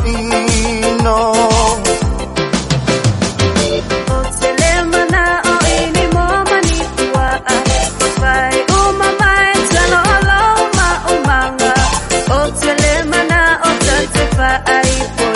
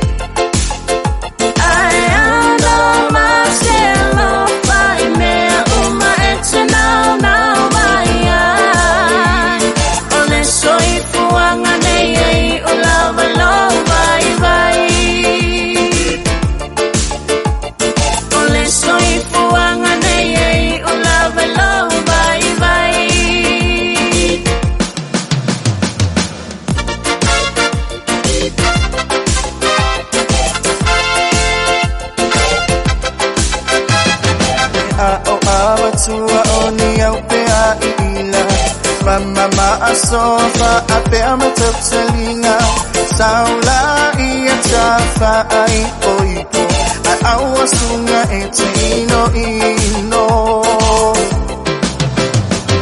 Otelema na o ini ape a iila Mama maasofa ape amatok sa linga Otelema na o tatefa ay po Ali iya ote ino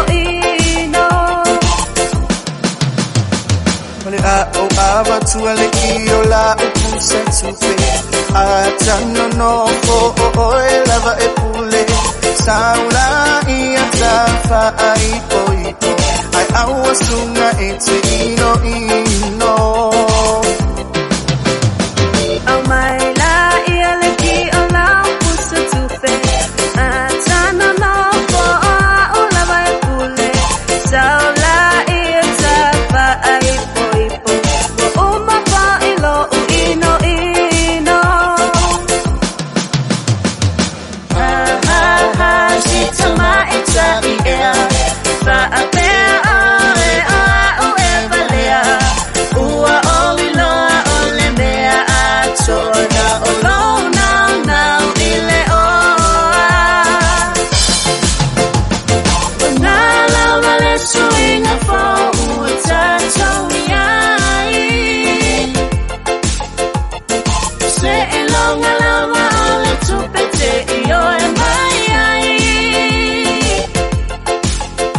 Ai alo Marcelo vai mea uma e te nau nau mai ai O le soifuanga nei ai o lawa loa i vai Leo te lua se funu mali 5 minuta ntale o leitu lai lua tale tu lai lua ona se ate foi leo tatu no fofa sala lau de to faya fonga mo se man Francisione awa foli tau tu ino le tatu tulu ya ba lo le pale ba lo fa ma lo si ma lo le sa ile nei vai asu tatu yai le tatu o mai le as fa leili o ma le leili asu tatu te i va ai se la o ma le leili asu nei tatu te i va vai ya le fu tatu va ya o ka se malulu tau tuna fu ile matatou tau tuna matatou e a tatu fanau o le ua tu lata ina tu ua le onga nai te maiti matua tu alalo pea mo tatou e tauana e anga i o e piki nai te maiti e le leia tu uane nai te maiti alu e tu i o awani tu umista maititi e whakatari i a sona matua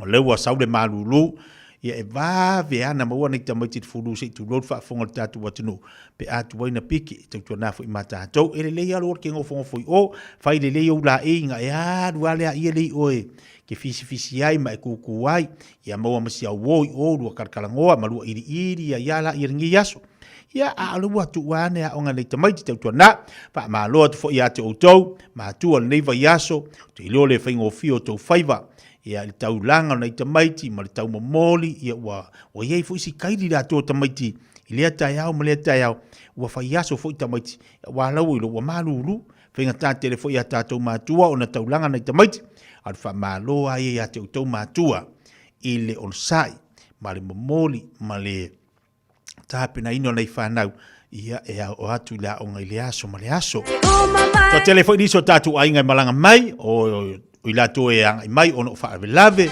ila to malanga mai on o niso fo fuanga fa le ainga ila to foi malanga mai Samoa yang nga mai asi nei fa nau ia fa talo fa malo atu pokala mi ya to ila to e na usul dei va yaso ia malo ale le fa longo tinga ia lo tatu o tau malulu ma tau vevela le tunu kama kwa vevela ia le malulu ia le hai te usu malolo sa ia oi e no fo mai ma fo fau ia awane i mafatia luinga la telefo ia ai no fo mai ma fo fau awane i alu fia aisi au fanau alu fa le tonu tongino pili alu tau su se pengisingi ole na ia te oia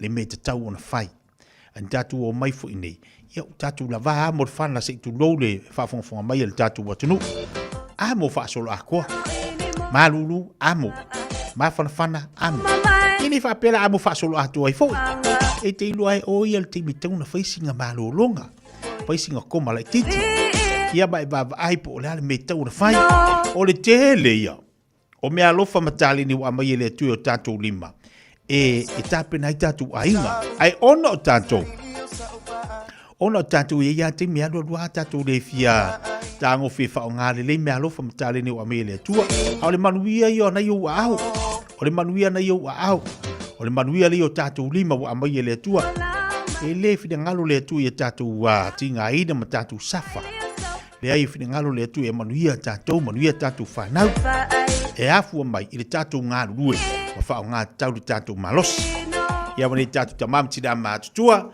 o la tu fai vai o lo fia ngai ili aso mo le aso o tap tapua fa ftai ili atu mo la to tai ili mo nei ia la tu nga ruenga lo fatino ta talo le amu ia o e fa longo se ta talo lu ta mama to ina malu matua va beau tai mi ai e pese lo to ina malu matua ai fa pere ka fa kai fai tanga fa tai fai le ta talo to ina malu matua le ma sane fa tai au e pese le lotu le vaveau por ale marulu puru le iafu pese le lotu matalo si ai ngaruenga ma onga ile aso male aso le ala me tau tatu fai al fisiri le me ma fai na fai to ina malo matu ai ma fai tatu fai tatu e malos le anga wa kako wa mo me fanga le over mo le Facebook over le Facebook over le ludongo Facebook nga moila ia wa ke kasi ke le vaveau ia ai reise lo tu va veau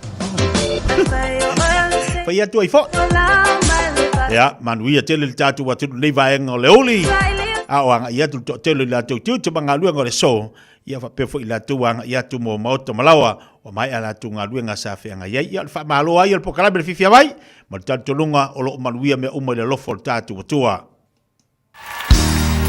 bread of life sent down from glory. Many things you were on earth, a holy king, a carpenter, but you are the living word. Say it now. Come on. Au te Fiafia whawhiloa i tatou tunu mai tatou podkalame o le areto le ola le nei fo iaso malo le soifua manuia i tatou tunu. Ia o le tusi salamo se la urua tasi il fai upu e lua lo ia ili salamo ta vita e whapea o lo ufeso soani e mai a iova lea o le na whaia le langi a toa ma le lalo langi. O le upu mo o le aso le nei o le fesili e whapea o fea o e tepa i ai i taimi whaingata.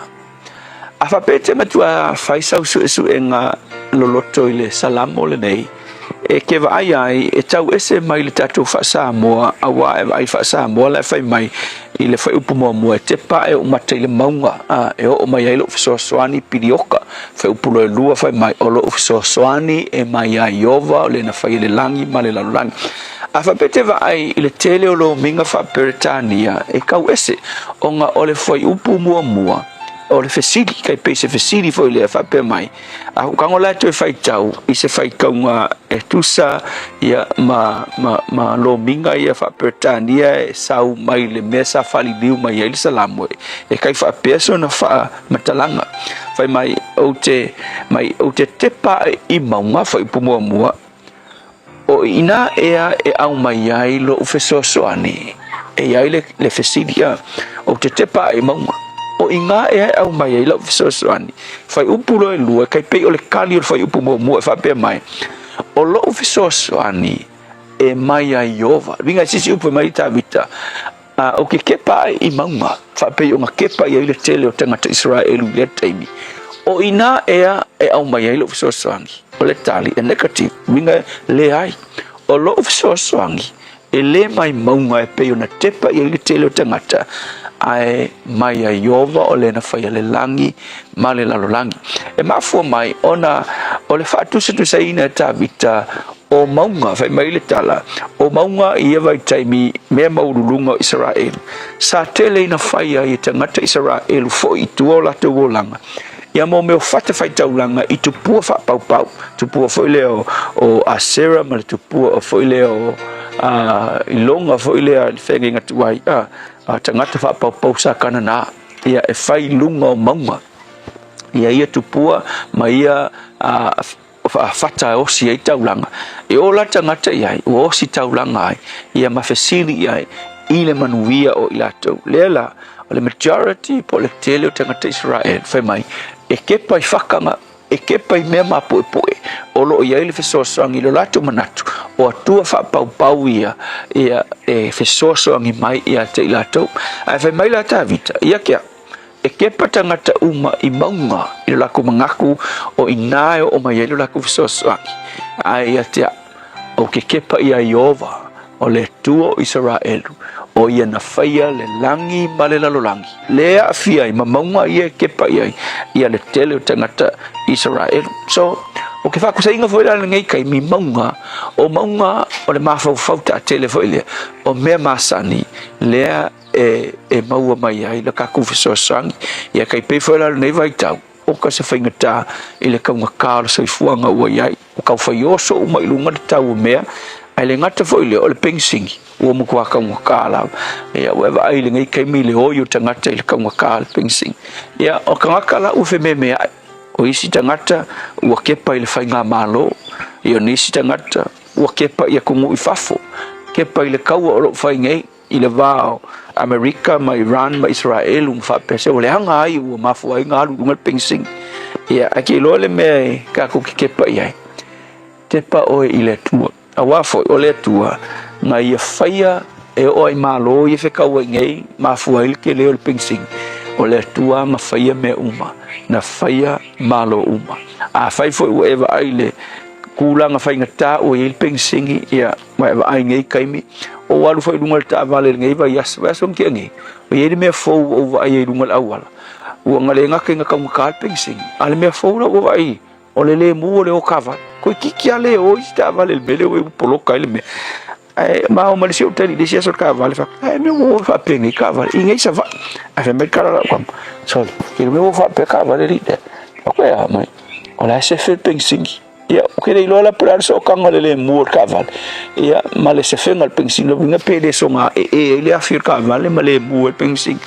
a ke lo ku sa po ke le mu fa penga e un malo pingsingi le mela fa a we ke pa il pingsingi ai te pa ile tu ai fe so ngi mai na te au mai le tali ia o fainga ta o mai fainga ta le soifuanga tanga ta le soifuanga ai ke pa ile tu o ia o le pongai o melele uma o ia foi ia o le tali Fiafia uli o lo fea ngai mai tatou ile nei time le tua ma tu te le te pala vai si mea fainga ta ma le taunga ta me o mai ma ko ki kepa ia te oe e ke fe so ani mai fa manuia lo watu no o Yesu amen.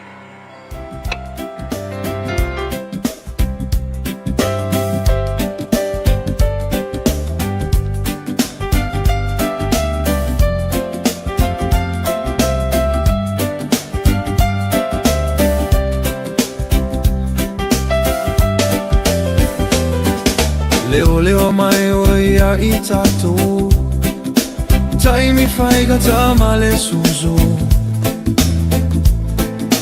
Ile ulu fafo male ulu fale Ona ao E fai maota pale Leo mai oia i tatu Tai mi fai gata male suzo Ile ulu fafo male ulu fale Ona ao E fai maota pale Te paa e ia o matai Ia i mauga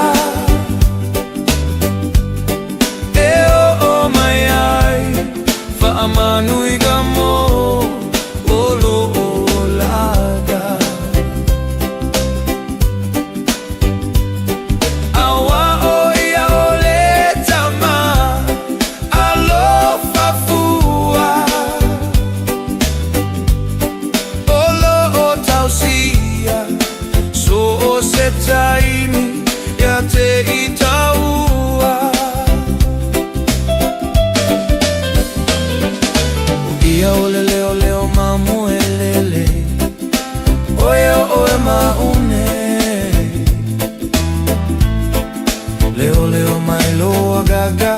Iso se taimi umalawa Oya ole leo mamu elele Oya oe maune Leo mailo agaga Iso se taimi umalawa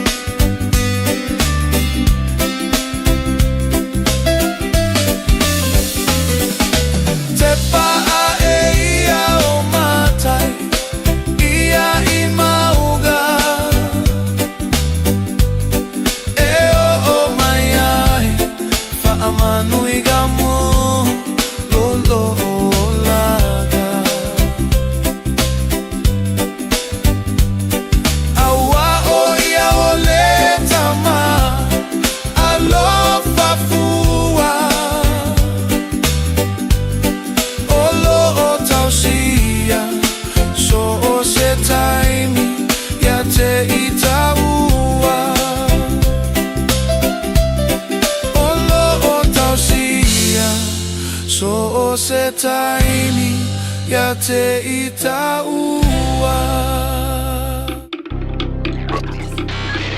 Tasilima Ivatolu Amo Radio Samoa. Gynecological cancers can be silent. You shouldn't be. Learn more by visiting thepowerofknowing.co.nz. If you're unsure or concerned, speak to your healthcare professional. E le te tau ia oe una nā tia a fianga o le ka nesa o tutonga sā o te mai tai. Mo le sila fia atili, asiasi le powerofknowing.co.nz. A whai o e popole pe le mautinoa, tala noe lau fō mai. GlaxoSmithKline New Zealand Limited, Auckland. O tau sa ili se sa molo ainga. Po tau sa ili sa masini tutua pe o le Hilux ma le Ford Ranger. O leo au nanga ale kaseti e whaafai mo fie mea uma. E te alu malau ta avale, ua e malie atu atoa. Talia le titongi vaiaso, lua vaiaso, pe maasina foi. Tu atoa lo whaatuatuanga i le kaseti te tala fitu aso, tu atu si fitu tasi, East Tamaki Road, Papatoetoe. Telefoni lua fitu fitu, ono fitu lima fitu. Lua fitu fitu, ono fitu lima fitu. Ua mawhai nei o na whaatau wantu toa papa le Digicel i lunga o le upenga ta wha ilangi a le ClickX Pacific. E mawhai fo i o na lafo aise leni i le MyCash a le Digicel i Samoa, tonga fiti mawaruatu i le na o le lima ta la. E le leile reiti aso taitasi ma e whaingo fie fo i o na e le stalai. Asisiane i le clickx.com e lafo aisau tapa a le Digicel. Pe lafo ai fo i sau tupe i le MyCash a le Digicel Samoa, tonga fiti mawaruatu. Morisi whamtalanga vla au le olua tasi li maono tolu tolu fafa. Olua tasi li maono tolu tolu fafa.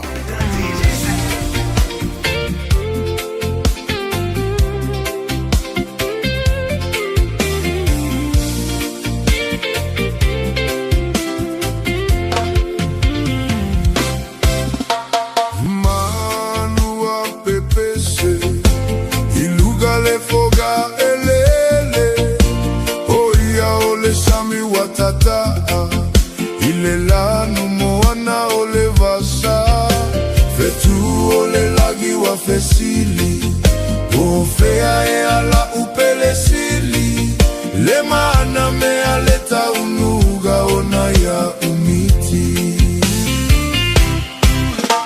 Tafia iloa, so alofa, peta uane aita saufa itauga. Tafia iloa, so alofa, betua e aife alo unetiga. Ya, ua whaafonga le tātou wa tunu ule nei au ule le tātou pokalame nā le areto le ola. Ta walunga fo ina pokalame le Fiafia Mai mo nei vaiaso. Ta walunga le tātou upu whamalosi ma rea whiong pa ele atua. O le tau maftanga whalenganga fo ina mo tātou. Awane i e te pai whaafi tauri. Awane i e te pai tangu tauri pensingi. Awane i e te pai tangu tauri seifuanga. Awane i e te pai me tutupo leo langa. Te pa taula i tātou le li. Whailea ma oso mo tātou whaingon vaiaso. E se le tā ua la whiong pa ia le atua. Ia o ala me tutupo whaingon vaiaso la tau. Ia ua taunga tāri seifuanga. Taunga tā ia le pensingi. O ame o tātou usavalia le nei tau sanga ma le nei vaiaso.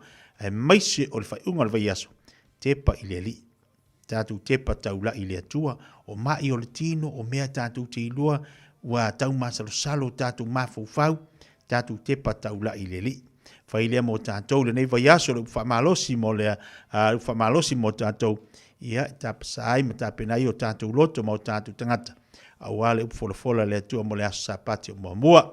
Lewa, Whatapena mai le tō whaia whonga mua, whawauri tautua le wida Samoa, e whaamutaria se tautua te tia mo le nganga maulalo, ia, mo le atuai le anga whaafteitele lava Samoa le atunu pele, tu sae mo le tātou mafutanga le neiva yaso atoa, ai au te whaamaluru atu foi, ia le tātou mafutanga mai lava le aso ngafua se e pa ia mai le nei auli, ia ia le tautua te tia e langona ili atu atoa, o le ngangana ia, tātou tala malie, a whaifu wa sopo se ngangana te tia, tu e whaafo i mai mo le nganga whaalalo, ia ai whaafteitele Samoa lo atunu pele, whaaftai tamam tina matua, whaaftai sungai whaafengainga, whaaftai le loloa le tātou atunu, e vai vanga le nei aso, ia mana neiva ia so atoa lunga le tautua le radio Samoa ia mana ia pokalame le Fiafia Mai famonia le tua le neiva ia so ia langa ia tu le ia sapati o lo mamua mau e tatu sa Fiafia i le alofa maleanga le leo le tatu matai manuia to maftanga male to faia fonga mua le tape na mai pa se fo inisi la finga ruenga fa penal fa sauni mai le Fiafia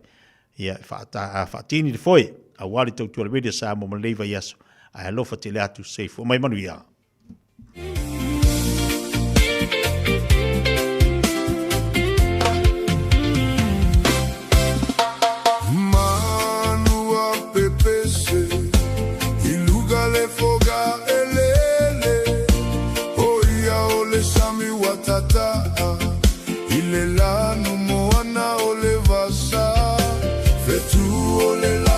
Fesili, o fea e ala upele sili, le maana me aleta unuga ona ya umiti. Tafia iloa, so alofa, peta uane aita saufa itauga.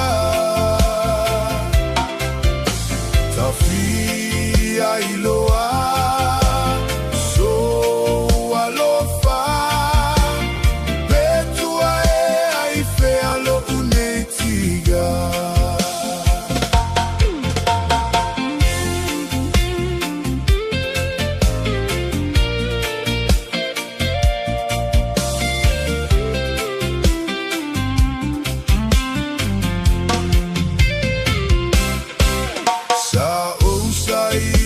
matagi i tue faole la lolagi i le suega o se kapani e ma